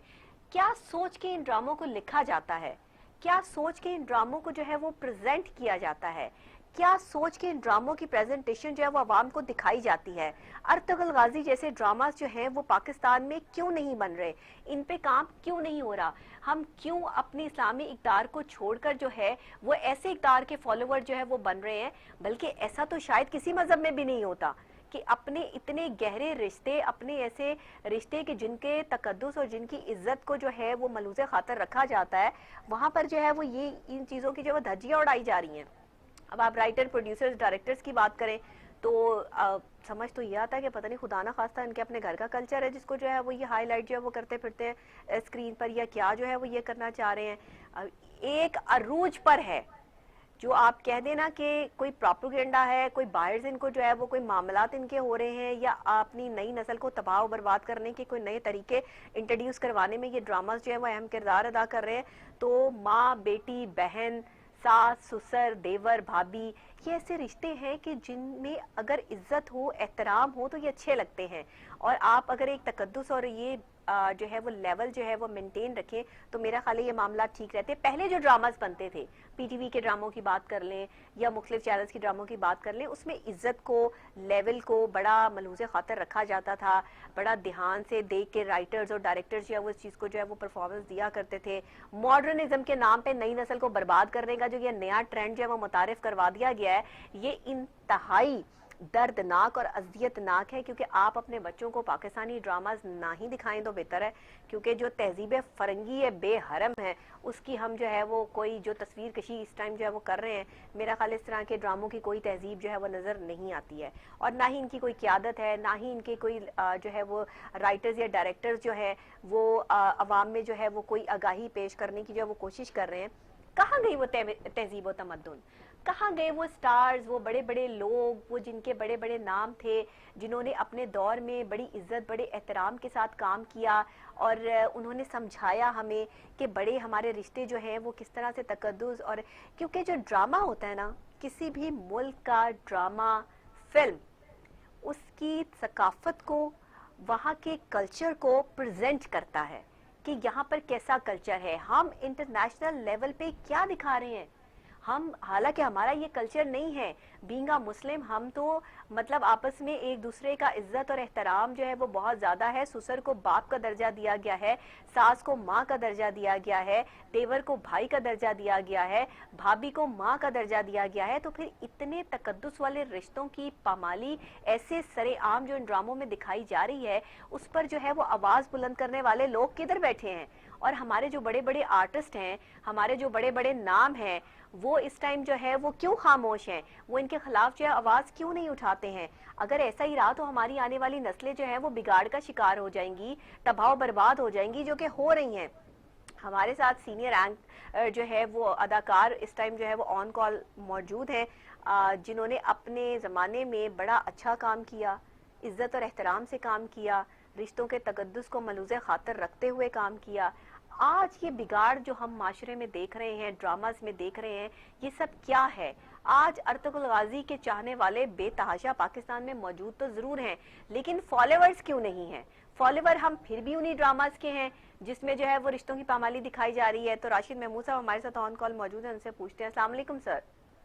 जी वालेकुम सलाम, कैसे हैं आप? खैरियत से? अल्लाह का शुक्र, बिल्कुल ठीक ठाक। आप सुनाइए, आप कैसे हैं? अल्लाह का शुक्र है, अल्लाह का शुक्र। सर, अर्तुगरुल गाजी जैसा ड्रामा अगर हम उससे सीखना चाहें या हम अपने इस्लामी इक़्तिदार के हवाले से बात करें तो एक अलग बात, लेकिन अगर हम जो है वो दूसरे अपने पाकिस्तानी चैनल्स का रुख करें तो इस वक्त जो ड्रामा चल रहे हैं उसमें जो इक़्तिदार की धज्जियां उड़ाई जा रही हैं, एक खातून का 10-10 5-5 लोगों से इश्क चल रहा है, देवर भाभी के रिश्ते को जो है वो पामाल किया जा रहा है, यहाँ सास जो है वो बहू के रिश्ते के हवाले से जो बात की जा रही है, आप इस पे क्या कहेंगे? देखिए बेटा, हम इस्लामी रिपब्लिक जो है पाकिस्तान जो है ये एक बहुत बड़ा इस्लामी मुल्क है जी। मेरे रिलीजन में बेशुमार आजादियां हैं, लेकिन मादर पितर आजादियां नहीं है। सही सही। हमारे सबसे पहले तो ये अगर आप कंपैरिजन कर रही है अर्तुगरुल गाजी के हवाले से, तो मैं तो उस ड्रामे की मुखालिफत में नहीं हूँ। सही। हमारी तारीख के हवाले से वो जो है वो ड्रामा चलिए ठीक है, उसमें हमारी इस्लामी इक़्तिदार के हवाले से मैं तो उसके भी हक में नहीं हूँ कि उसको मेरे पाकिस्तान के नेशनल चैनल पे चलना चाहिए। वाय ये जो हजारों लोग भरे पड़े हैं पाकिस्तान टेलीविजन पे, सही। क्या हमारे यहाँ खुद ऐसा कोई फर्क नहीं रहा हमारे स्टेशन पे कि हम ऐसे ड्रामे जो पहले बनाए करते थे आज बना सके? हमने किए हैं। जी शुमार हमारी प्रोफाइल में पाकिस्तान टेलीविजन के ऐसे ड्रामे जिसमें शाहीन है असल में। और फिर जो चैनल्स हैं, चैनल की यहाँ मुसीबत ये है कि वहाँ ये एक नया मसला जो रेटिंग का आ गया है, इसकी भी अर्तुगरुल गाजी की भी रेटिंग ही की बात की जा रही है कि उसकी रेटिंग बहुत है, लोग बहुत देख रहे हैं। हमारे यहाँ जो रेटिंग जो है इसको कौन कैलकुलेट करता है? पहले तो मुझे इसका जवाब दिया जाए। सही।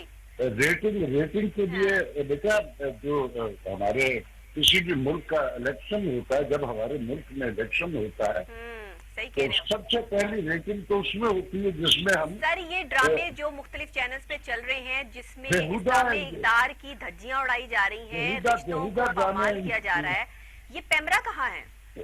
और ये बेहुदा ड्रामे हैं। हमारा मुल्क जो है उसमें जो साथ इख्तियार होती है, जो एक्टिवेट होते हैं, वो इकोनॉमिकल इंसेंटिव के लिए कुछ भी बर्बादी करने को तैयार हो जाते हैं। जी बिल्कुल। ये उन ड्रामों ने इन चैनल भरमार हो गई चैनल्स की, और वो अपने इस बेहूदगियों से मेरे लोगों को, मेरी यूथ को, मेरे रिलीजन को, मेरी पाकिस्तानियत को बर्बाद कर रहे हैं सारे के सारे। तबाह कर दिया। आपके दौर में जो ड्रामे बनते थे उनका रीमिक्स भी तो बन सकता है। उन ड्रामों को जो है वो बड़ा खूबसूरत वो कौन बनाएगा? जब मेरा सबसे पहली मिसाल इस सब कॉन्टिनेंट में ड्रामा पाकिस्तान टेलीविजन ने इजाद किया था। दुनिया को बताया था कि ड्रामा कैसे होता है। सही। सबसे पहली जो लॉजिक थी उसकी कन्वेंशन के लोग उससे इंस्पायर हुए, और फिर दुनिया भर में हमारे ड्रामे के हवाले से हमारे पड़ोसी मुल्क में जो था, ये कोई कॉन्सेप्ट ही नहीं था पैरेलल थिएटर या आर्ट मूवीज का, उन्होंने हमसे सीखा ये सारे का सारा। और वो जो वक्त था तो हमारे ड्रामे की कामयाबी का सबसे बड़ा राज ये था कि हमारा ड्रामा जो था वो हमारे अपनी जमीन से, हमारी इक़्तिदार से जुड़ा हुआ था। सर उन्होंने हमारी तहजीब को फॉलो कर लिया और हम अपनी तहजीब को भूल गए। उन्होंने जो है वो देवर भाभी के रिश्ते को, ससुर बहू के रिश्ते को और इन सारे रिश्तों को जो है वो एक कैनवस में कैद कर दिया और हमने इसकी धज्जियां उड़ा दी। रोकने वाला कोई नहीं है। हम बर्बादियों की बात करते हैं कि जी हमारी फिल्म इंडस्ट्री बर्बाद हो गई, हमारा ड्रामा बर्बाद हो गया। क्या इस मुल्क में कोई सेंसरशिप नहीं है? सही। जिसका जो भी चाहेगा उसे पूछने वाला कोई नहीं है। बिल्कुल। आपने नोट किया होगा, मैंने सारी जिंदगी यही काम किया है प्राइवेट सेक्टर में बेशुमार मैंने ड्रामों में बल्कि आगाज के ड्रामे जो है जो मुल्क से बाहर बने प्राइवेट सेक्टर के, मैं ये तो अब रिवाज कुछ बरसों से शुरू हुआ लोगों के बाहर जाने का। मैं तो 20-25 बरस पहले बाहर के ड्रामे थाईलैंड में, इंग्लैंड में जाके करके आया हूँ। मुसीबत ये है कि हमारी दौड़ सिर्फ पैसे के लिए रह गई है। ऐसा ही है, ऐसा ही है। पैसा हमारे लिए सब कुछ है। अरे ये तो लग रहा है कि कोई ऐसी एजेंसीज काम कर रही हैं कि जो ड्रामास की सूरत में हमारी यंगस्टर, हमारी जनरेशन को बर्बाद करने की पूरी कोशिशों में कामयाब नजर आ रही हैं। और ये ड्रामा जो है वो हमारे यंगस्टर्स जो हैं वो देखते हैं और इनको जो है पसंद करते हैं। ये उनके आइडियल्स हैं और आज जो पर्सनालिटीज उनकी आइडियल्स हैं और जो काम उनसे लिया जा रहा है, क्या वो कल को अपनी इस जनरेशन के सामने खड़े होकर फख्र से ये कह सकेंगे आपकी तरह कि हम आपके मुल्क का जो है वो फख्र है, सरमाया है?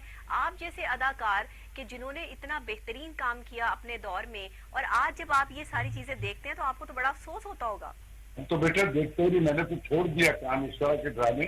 मैं लगातार आपको कराची या दूसरे ये प्राइवेट सेक्टर के चैनल से उनके ड्रामों में दिखता था। लेकिन अब इन ड्रामों में हमने जो है अपने रब को भी जवाब देना है, अपने जमीर को भी जवाब देना है। मुझे सिर्फ पैसा इसके लिए तो मैं दुनिया में नहीं आया हूँ।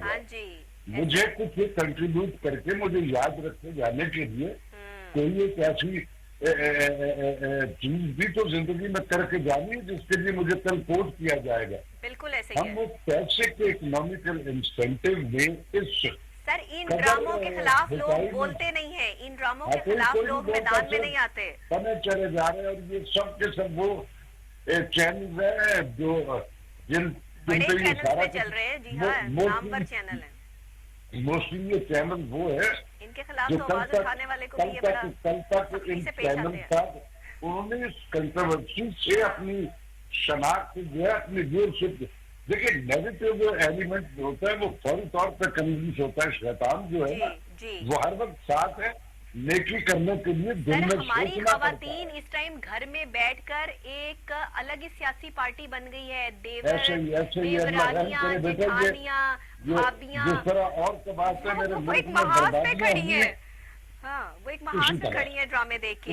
वो भाभी एक ड्रामा देखती है, उसमें देखती है कि फलानी भाभी ने अपनी नंद के साथ ये सलूक किया है, तो वो भी वैसे ही उसको क्रिएट करने की कोशिश करती है। घर में ड्रामाई माहौल बन गए हुए हैं। एक बीवी अपने शौहर को ऐसे ट्रीट कर रही है कि वो ऑफिस से घर आ रहा है तो अच्छा तुम फलाने बंदी से बात करके आ रहे हो, तुम फलाने के साथ बैठ के आ रहे हो। अब ये सारी चीजें ड्रामों से मिल रही हैं उनको। ऐसे ही बर्बादियों की तरफ जा रहे हैं। तो आप जैसे सीनियर लोग जो है वो इसके खिलाफ आवाज क्यों नहीं उठाते हैं? हम तो बेटा शोर मचाते हैं। इसका सबसे बड़ा इसमें ये था कि हमने इजाजत उनका काम ही छोड़ दिया। हम वो कर ही नहीं। इस तरह के स्क्रिप्ट में मैं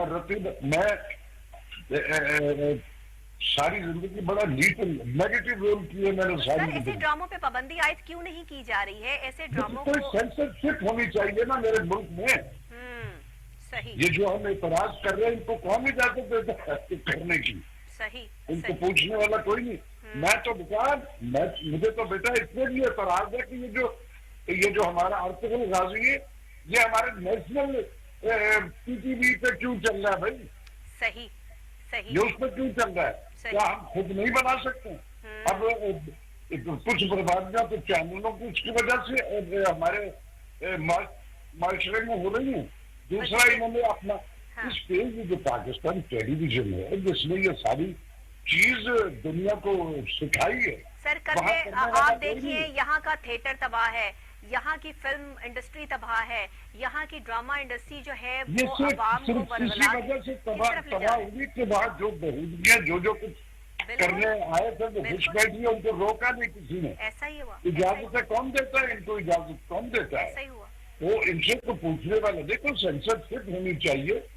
लॉकडाउन में जो काम वाले सारे के सारे लोग जो है वो बेचारे फारिग बैठे घरों में और हम घरों में बिठा के उनको ये दिखा रहे हैं जहाँ देवर भाभियां भी साथ रह रही हैं, जहाँ पे ससुर भी जो है वो बहू के साथ जो है वो रह रहे हैं। हमारे घर के तो मामला इस तरह के हम ऐसे ड्रामे जो है वो उनको दिखा रहे हैं। चैनल चेंज करते हुए अगर कोई ऐसे जो है वो सीन आ जाए और पूरी फैमिली बैठी हो तो एक दूसरे से आप आंखें नहीं मिला सकते। ऐसे ही है बेटा। बस हम बिल्कुल जिंदगी की उस नहज पे आ गए हैं कि ना हमें रिश्ते नाते याद रहे, ना अपनी डिग्निटी वकार याद रहा, ना हमें ये याद रहा कि हम मुसलमान हैं, हमारे यहाँ जो मादर पितर आजादियां नहीं है। सर, आप क्या समझते हैं गवर्नमेंट लेवल पे किस तरह इस पे काम होना चाहिए, गवर्नमेंट को इस पे एक्शन लेना चाहिए? कोई हमने हमारी गवर्नमेंट में हर बार ऐसा होता है कि जो इन इदारों में वो जो जिन लोगों को उन सीटों पे दिखाया जाता है कि जो इस पे नजर रखेंगे, वो जो है वो सारे के सारे उन पर नजर रखने की बजाय उनसे दोस्तियां और एफिलिएशन बना देते हैं और उससे वो अपनी प्रोजेक्शन करके चले जाते हैं, हालांकि वो किसी और अपनी कल्चर, अपने अखबार और उसकी प्रोजेक्शन के लिए उनको रखा जाता है, अपने आर्टिस्टों की प्रोजेक्शन के लिए रखा जाता है, उनका ख्याल रखने के लिए उनको रखा जाता है। वो लगातार जितना अर्सा उस सीट पे रहते हैं वो अपनी प्रोजेक्शन करते हैं, किनारे से जमा करते हैं, जो फंड आते हैं आर्टिस्टों के नाम पे उनकी बंदरबाज सियासी एफिलिएशनों में हो जाती है, फिजिकल इम्प्लीमेंट्स नहीं है, जबानी जमा खर्च चल रहा है। बिल्कुल बिल्कुल सही कह रहे हैं सर। पैमरा को इस पे, पैमरा न्यूज चैनल के खिलाफ तो बहुत जल्दी एक्शन में आ जाता है, कोई न्यूज चल जाए। पैमरा का भी तो यहाँ भी तो थोड़ा सा जरा एहतियात करें ना। किन किन का इख्तियार रहा आपके इल्म में नहीं है? पीछे कौन कौन रहे हैं पैमरा में? क्या वो वहाँ रखे जाने वाले थे? तो पैमरा जो है वो सिर्फ उस सियासी गिमिट के उस पर नहीं होना चाहिए। जो इस्लामी रियासत है इसमें कुछ जो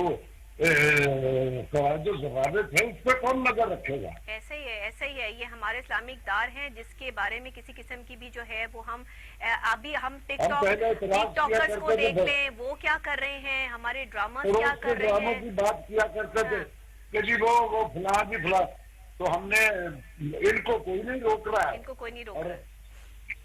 हम अपने ऐसा लग रहा है कि कोई एक ऐसा दौर आ गया है कि जिसमें ऐसी चीजों को हवा देने के लिए जो है वो कोशिशें बाहर से तेज कर दी गई हैं। ऐसा ही मेरा मुल्क जो है हमारे मुल्क पे नजर रखी हुई है दुनिया की वो तमाम ताकूती ताकतें जिनको खटक रहे हैं, जिनकी आंखों में हम, जिनके कलेजे में तकलीफ है हमारी वजह से, ये जलगार है। और वो उस जलगार में वो जो लोग होते हैं, ये जो होती है ना ये अपनी टीवी और फिल्म और ये वो हथियार होते हैं जिससे आप बगैर कोई वॉर जंग किए जीतते। पहले भी हम तय हुआ, अब हमने खुद अपने मुल्क में शुरू कर दिया अपने खिलाफ। ऐसा ही है सर, बिल्कुल। आप क्या कहना चाहेंगे अपनी आवाम के लिए, जो आपके फैंस हैं, फॉलोवर्स हैं, जो आपके देखने वाले हैं, इन ड्रामास के हवाले से आप उनको क्या मैसेज देना चाहते हैं? मैं उनसे कहूंगा कि इन बेहूदियों को छोड़ दें, मत देखेंगे। सही। मैं तो चले इस हवाले से कि इन बेहूदियों से बचने के लिए, हालांकि मैं सबसे बड़ा मुखालिफ हूँ ये सर, हर ड्रामे का टाइटल एक खातून होती है, हर ड्रामा एक खातून की जिंदगी के गिर्द घूमता है। देखो मुसीबत ये है कि ये लिखने वाली भी खवातीन ही है, देखने वाली भी खवातीन ही है, लिखने वाली भी जो लिख रही है गाना, राइटर भी मोस्टली खवातीन वहाँ से सीख जो रही है ना, वो उनके घर डिस्टर्ब हो रहे हैं, वो अपनी लाइफ को डिस्टर्ब कर रही हैं। इतने सारे राइटर्स खवातीन पता नहीं कहाँ से उठ पड़ी।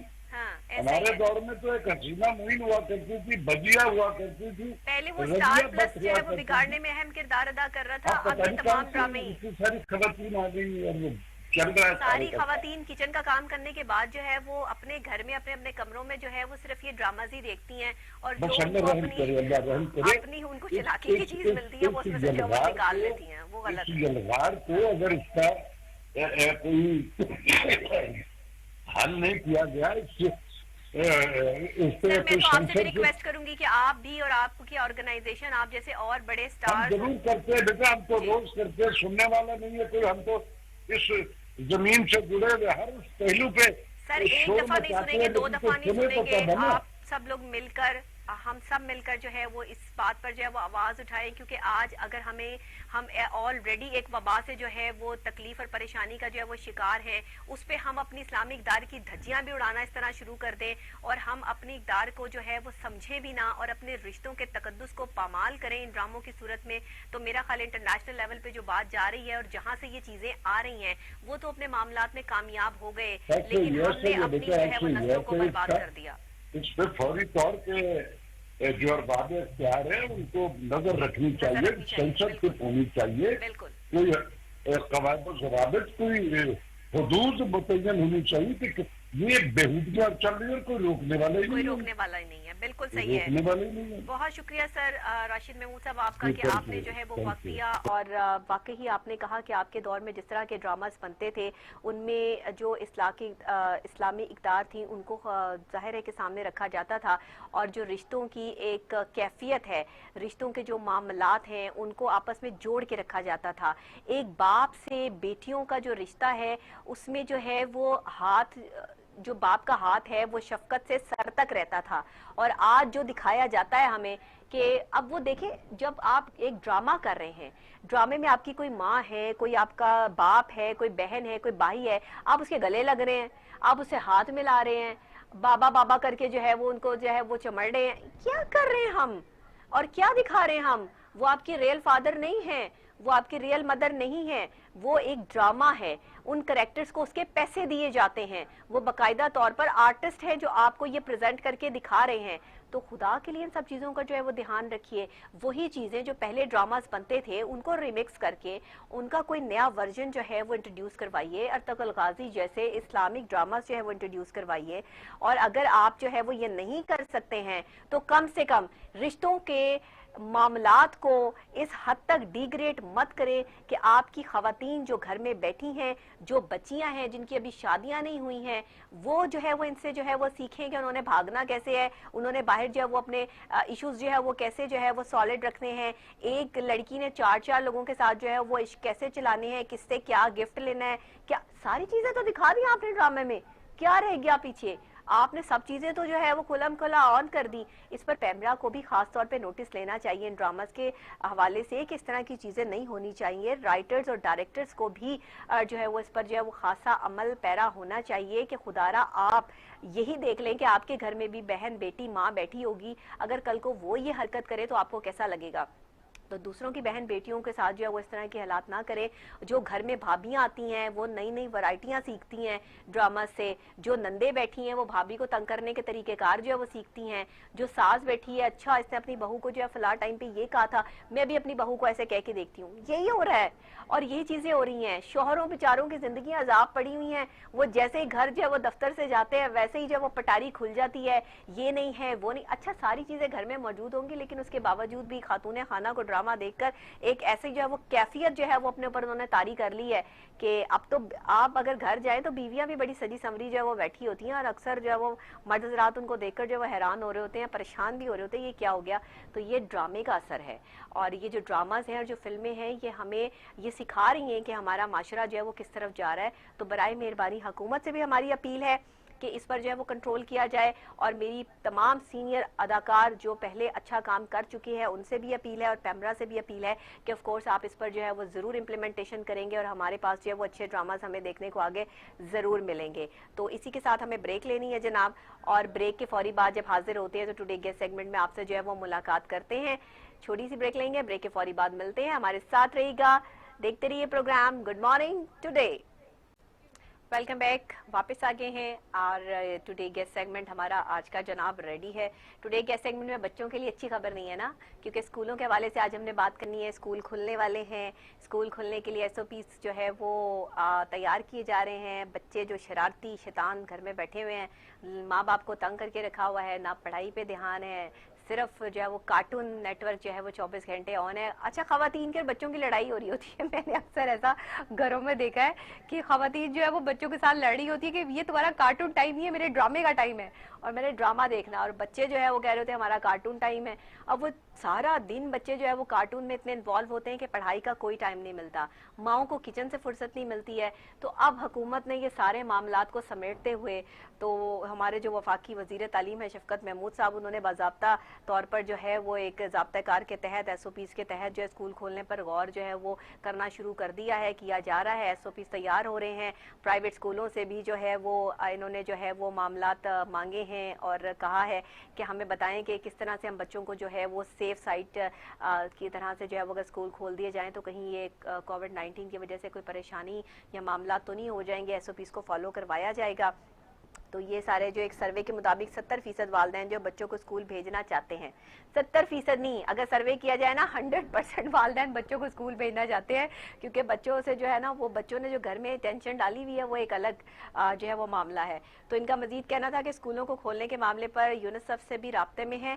ख्याल रहे कि गुज़िश्ता माह कौमी राब्ता कमेटी के इजलास के बाद मीडिया ब्रीफिंग में वफाकी वजीर तालीम ने जो है ये कहा है कि तालीमी इदारों को जो है वो 31 मई तक बंद रखने का फैसला किया था, लेकिन अब इसमें मजीद 1.5 माह की जो है वो तोसी इन्होंने जो वो कर दी और 15 जुलाई तक जो है वो इसको बंद करने के लिए जो है वो इन्होंने अभी कहा है। उसके बाद इंशाल्लाह जो SOPs के हवाले से जो है वो स्कूल जो है वो खोले जाएंगे। तो हमारे साथ तर्जुमान पंजाब हुकूमत जनाब ऑन कॉल मौजूद हैं, सुमेरा मलिक साहिबा, उनसे ज़रा पूछ लेते हैं कि बच्चों के लिए तो आपने जो है वो कोई इतनी अच्छी खबर नहीं है, लेकिन SOPs को फॉलो कराने में जो है वो हुकूमत और तालीमी इदारे किस हद तक जो है वो कामयाब होंगे, और ये इतना संजीदा मसला है कि इस पर जो गौर किया जा रहा है, क्या इससे हम जो है वो कहीं किसी और मसले में गिरफ्तार तो नहीं हो जाएंगे, कहीं बच्चों को कोई और नुकसान या कोई और चीज़ तो नहीं हो जाएगी। तो इस हवाले से ज़रा बात कर लेते हैं। सुमेरा साहिबा हमारे साथ ऑन कॉल मौजूद हैं। अस्सलाम वालेकुम। वालेकुम अस्सलाम। कैसी हैं आप सुमेरा साहिबा? ठीक ठाक हैं, खैरियत से हैं? अल्हम्दुलिल्लाह। तो बच्चों को स्कूल भेजने का फैसला आप लोगों ने कर लिया है? देखिए डॉक्टर साहब, आप कह रहे हैं कि स्कूल खोलने का हम लोग लिए, मैं आपको ये बात क्लियर करना चाह रही हूँ। अभी हम लोगों ने इससे गौर कर रहे हैं, SOPs बना रहे हैं। SOPs के हवाले से बाद में तो बच्चों को स्कूल भेजने का फैसला तो हाँ अमल में तो आ रहा है ना।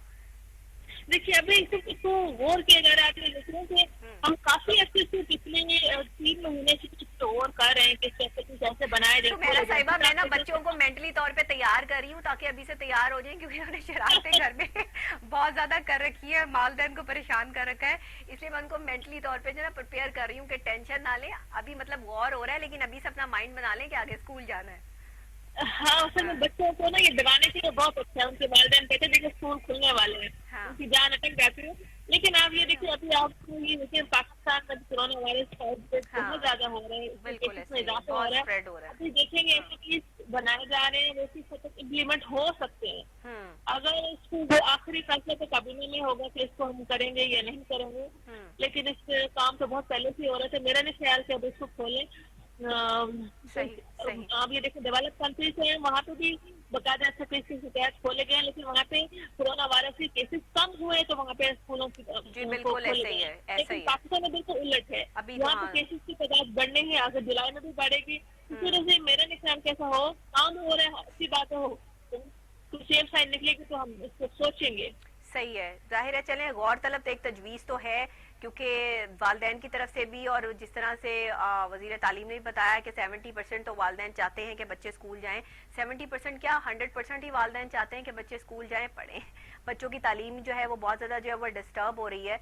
तो इसका कोई और हल, जैसे आप लोगों ने ऑनलाइन सिस्टम जो है वो स्टार्ट किया था, मैं देख रही हूँ कि ऑनलाइन सिस्टम भी सिर्फ कुछ स्कूल ही फॉलो कर रहे हैं, तमाम स्कूल तो फॉलोवर्स भी नहीं है इसके। तो इस हवाले से, और फिर गवर्नमेंट स्कूल में जो बच्चे पढ़ते हैं उनकी भी पढ़ाई बहुत डिस्टर्ब हो रही है।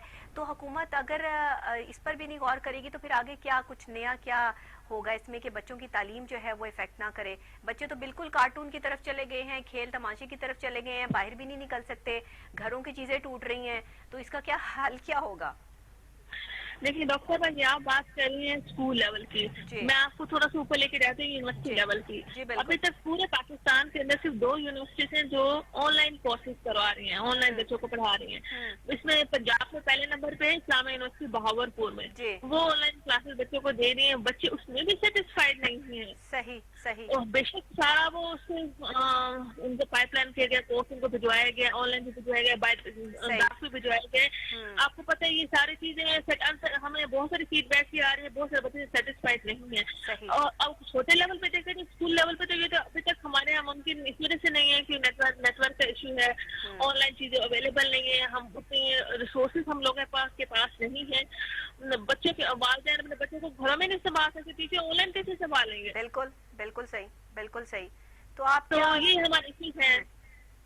ठीक है, ठीक है, आप लोग कर रहे हैं, करना चाह रहे हैं, लेकिन जाहिर बात है कि इतना आसान काम नहीं है। कोविड के दौर में इतना सख्त किस्म का जो है, बच्चे जाहिर बात है स्कूल में बच्चों की तादाद इतनी ज़्यादा है, प्राइवेट स्कूलों में भी ज़्यादा है, और इन बच्चों की तादाद को इस तरह से एसओपीज के साथ जो है फॉलो करवाते हुए जाना। अब ऐसा तो नहीं हो सकता कि एक क्लास में अगर 30 बच्चे हैं तो 20 बच्चे तालीम हासिल करें और 10 बच्चों को घर बिठा दिया जाए, ऐसा तो नहीं हो सकता। जाहिर है अगर आएंगे तो फिर सबके लिए जो है वो आप लोग जो है वो ओपन करेंगे, तो उस हवाले से मैं नहीं समझती कि ये इतना आसान काम होगा। ये एक बड़ा अहम टास्क है हुकूमत के लिए, जिस पर आप जितना मर्जी गौर कर लें, ये बहुत मुश्किल एक जो है वो स्टेप होगा जो आप लोग ले रहे हैं। डॉक्टर साहब, आप खुद देखिए कि इस वक्त हमारे जो कोरोना वायरस के जो केसेस हैं वो 2 लाख के करीब पहुंचने वाले हैं। हमारे हॉस्पिटल्स में तकरीबन जगह तकरीबन कम पड़ रही है।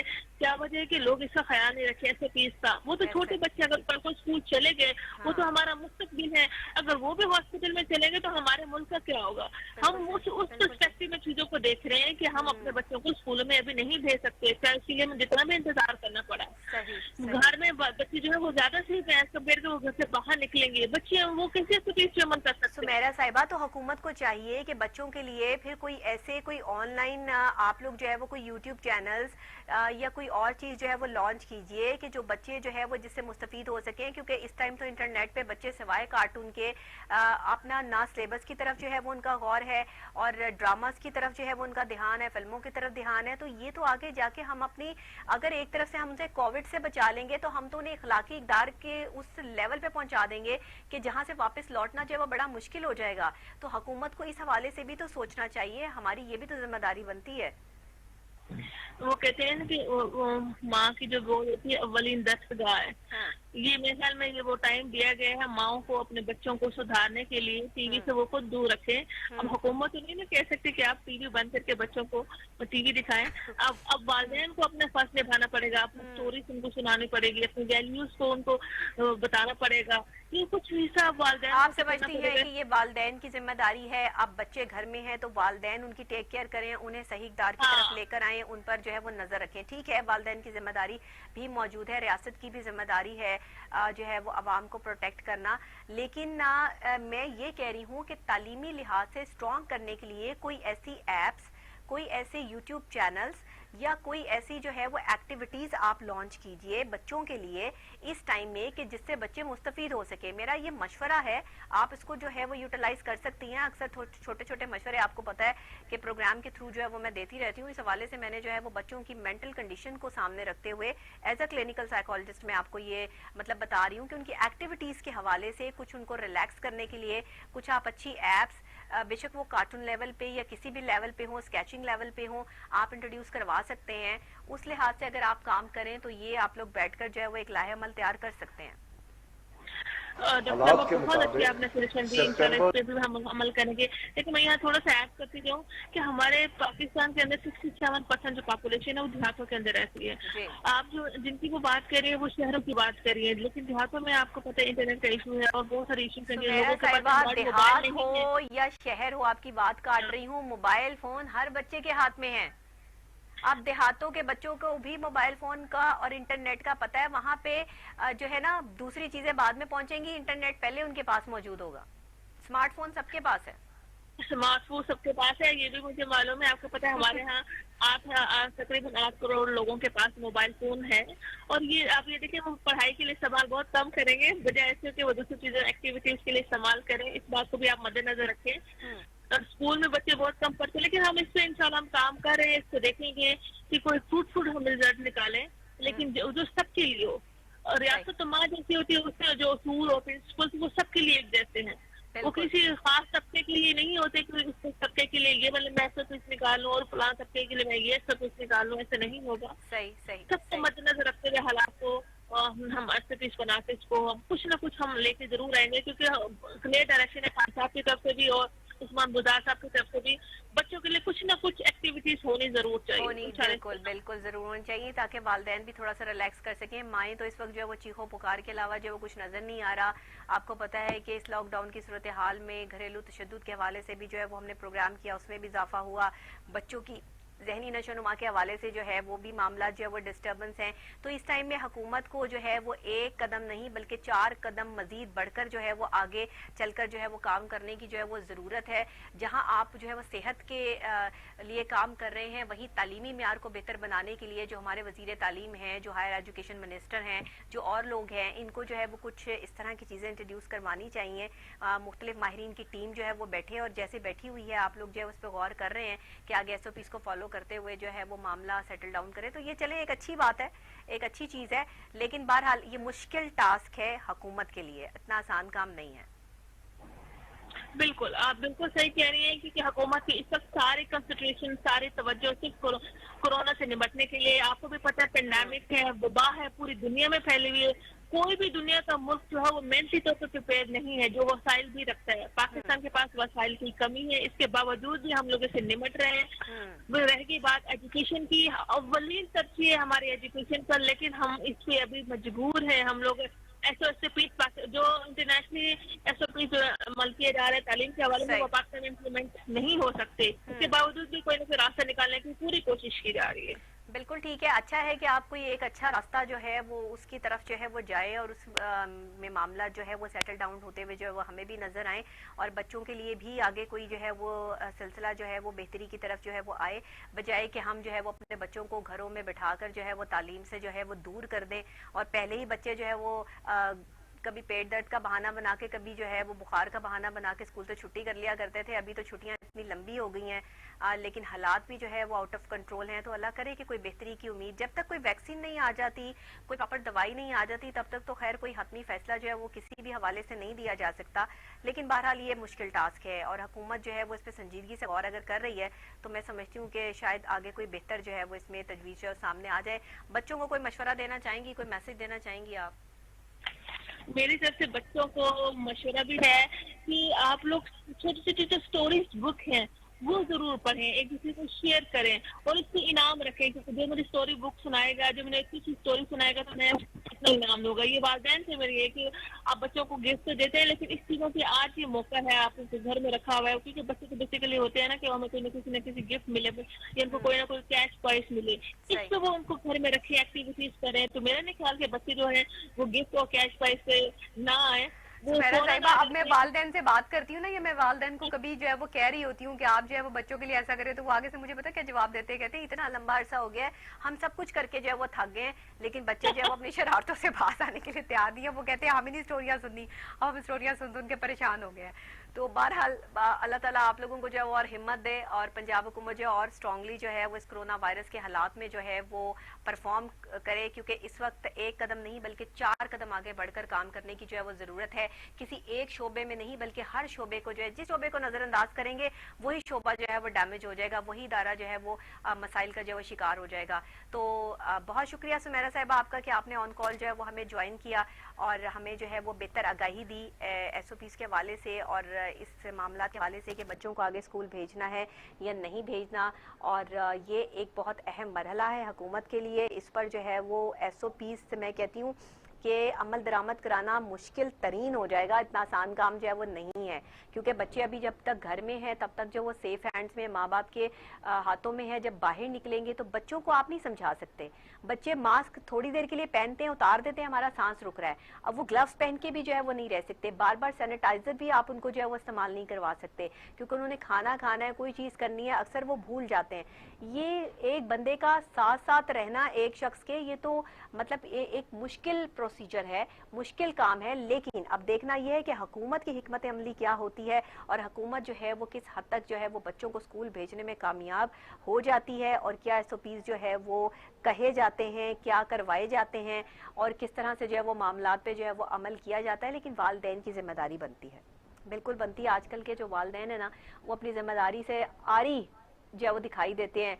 जो मर्द हजरात हैं वो कहते हैं जी हमारे पास ऑफिस का बर्डन बहुत है, बॉस ऑलरेडी हमें डांट जो है वो पिलाते रहते हैं, तो हम इस वजह से बच्चों को टाइम नहीं दे सकते, ये माँ का काम है, माँ बच्चों को संभाले। माँ की अगर आप सुन लें तो माँ कहती है कि मुझे किचन के काम बड़े होते हैं, मुझे नाश्ता बनाना है, मुझे खाना बनाना है, मुझे सफाइयाँ करनी है, मुझे बर्तन धोने हैं, मैं बच्चों को जो है वो कब टाइम जो दे सकूँ। तो इन सब चीज़ों को बांटें, इन सब चीज़ों को इस वक्त में, क्योंकि जाहिरी बात है कि हालात ऐसे हैं, कोविड-19 की वजह से काम करने वाले भी घर पे नहीं आ रहे, उनकी भी जो है वो छुट्टी करा दी गई है। जो बड़ी सोसाइटीज़ हैं वहाँ पर जिनको सील किया गया है, जिनको नहीं भी सील किया गया, वहाँ पर जो बाहर से काम करने वाले पहले आते थे उनको भी जो है वो अब आने की इजाज़त वहाँ पर नहीं है, तो काम भी ख़वातीन पर जो है वो बर्डन पड़ गया है, और साथ ही साथ जो है वो बच्चों का भी बर्डन। और तो ये दो डबल ट्रिपल है। इसमें थोड़ा सा मैं मर्द हजरात को कहूँगी कि आप अपनी ख़वातीन के साथ और अपने बच्चों के साथ जो है वो थोड़ा सा टाइम स्पेंड कीजिए। ऑफिस के मामलात में बॉस को भी थोड़ा सा जो है वो हाथ हौला रखना चाहिए इस टाइम में, क्योंकि मुश्किल टाइम है सबको, हमें सबको इंडिविजुअल जो है अपने आप को एक दूसरे के साथ जो है वो कॉम्बिनेट करके जो है वो चलना पड़ेगा, एक दूसरे का साथ देना पड़ेगा, तभी हम कामयाबी की तरफ जो है वो गामजन हो सकेंगे। मुश्किल वक्त में एक इंसान कुछ नहीं कर सकता जब तक उसका हाथ बटाने वाले दूसरे लोग मौजूद ना हो, और मैं समझती हूँ कि इस वक्त में सिर्फ हमें इसी बात को जो है वो देखना है कि सबको एक दूसरे का जो है वो साथ देना है, एक दूसरे की टांगे खींचना बंद कर दें, एक दूसरे पर इल्जामात की बौछार बंद करें। इस वक्त में हम जिस तकलीफ और जिस परेशानी से गुजर रहे हैं, अल्लाह से दुआ मांगिए और अल्लाह से जो है वो अल्लाह के आगे इल्तजा कीजिए कि या अल्लाह हमने जो पिछले गुनाह किए हैं हमें माफ़ फरमा दे और इस वबा से हमें निजात दिलवा दे, ताकि हमारे तमाम मामला जो है वो स्मूथ हो जाएं और हम आसानी की तरफ जो है वो चल पड़ें। तो इसी के साथ, क्योंकि हमारे प्रोग्राम का वक्त जो है वो बस ख़त्म हो गया है, कल इंशाल्लाह सेम टाइम सेम चैनल आपसे जो है वो फिर मुलाकात होगी नए लोगों के साथ, नए टॉपिक्स के साथ। आगे आगे इंशाल्लाह प्रोग्राम में टॉपिक्स जो है वो और मज़ीद जो है वो बढ़ाएंगे और आपको जो है वो और भी वैरायटी जो है वो दिखाएंगे। हम इस पर काम कर रहे हैं इंशाल्लाह, तो मज़ीद भी जो है प्रोग्राम को बेहतर बनाने की जो है वो कोशिशें जारी हैं। आपकी दुआ चाहिए, आपका साथ चाहिए, आपका प्यार चाहिए, और जिस तरह आपके व्यूज़ आ रहे हैं मिलियंस में, I can't believe this. Thanks to Allah और थैंक्स टू यू ऑल, और अपनी टीम का भी मैं बहुत शुक्रगुजार हूँ, अपने चैनल की भी, कि आप सब लोगों के ताउन से जो है ये प्रोग्राम जो चल रहा है, और इसी तरह आपकी दुआ और आपका साथ रहे तो हम ये प्रोग्राम लेके आपके लिए चलते रहेंगे। इसी के साथ डॉक्टर नबिया अली खान को इजाज़त दीजिए, दुआओं में याद रखिएगा, कल फिर मिलेंगे सेम टाइम सेम चैनल।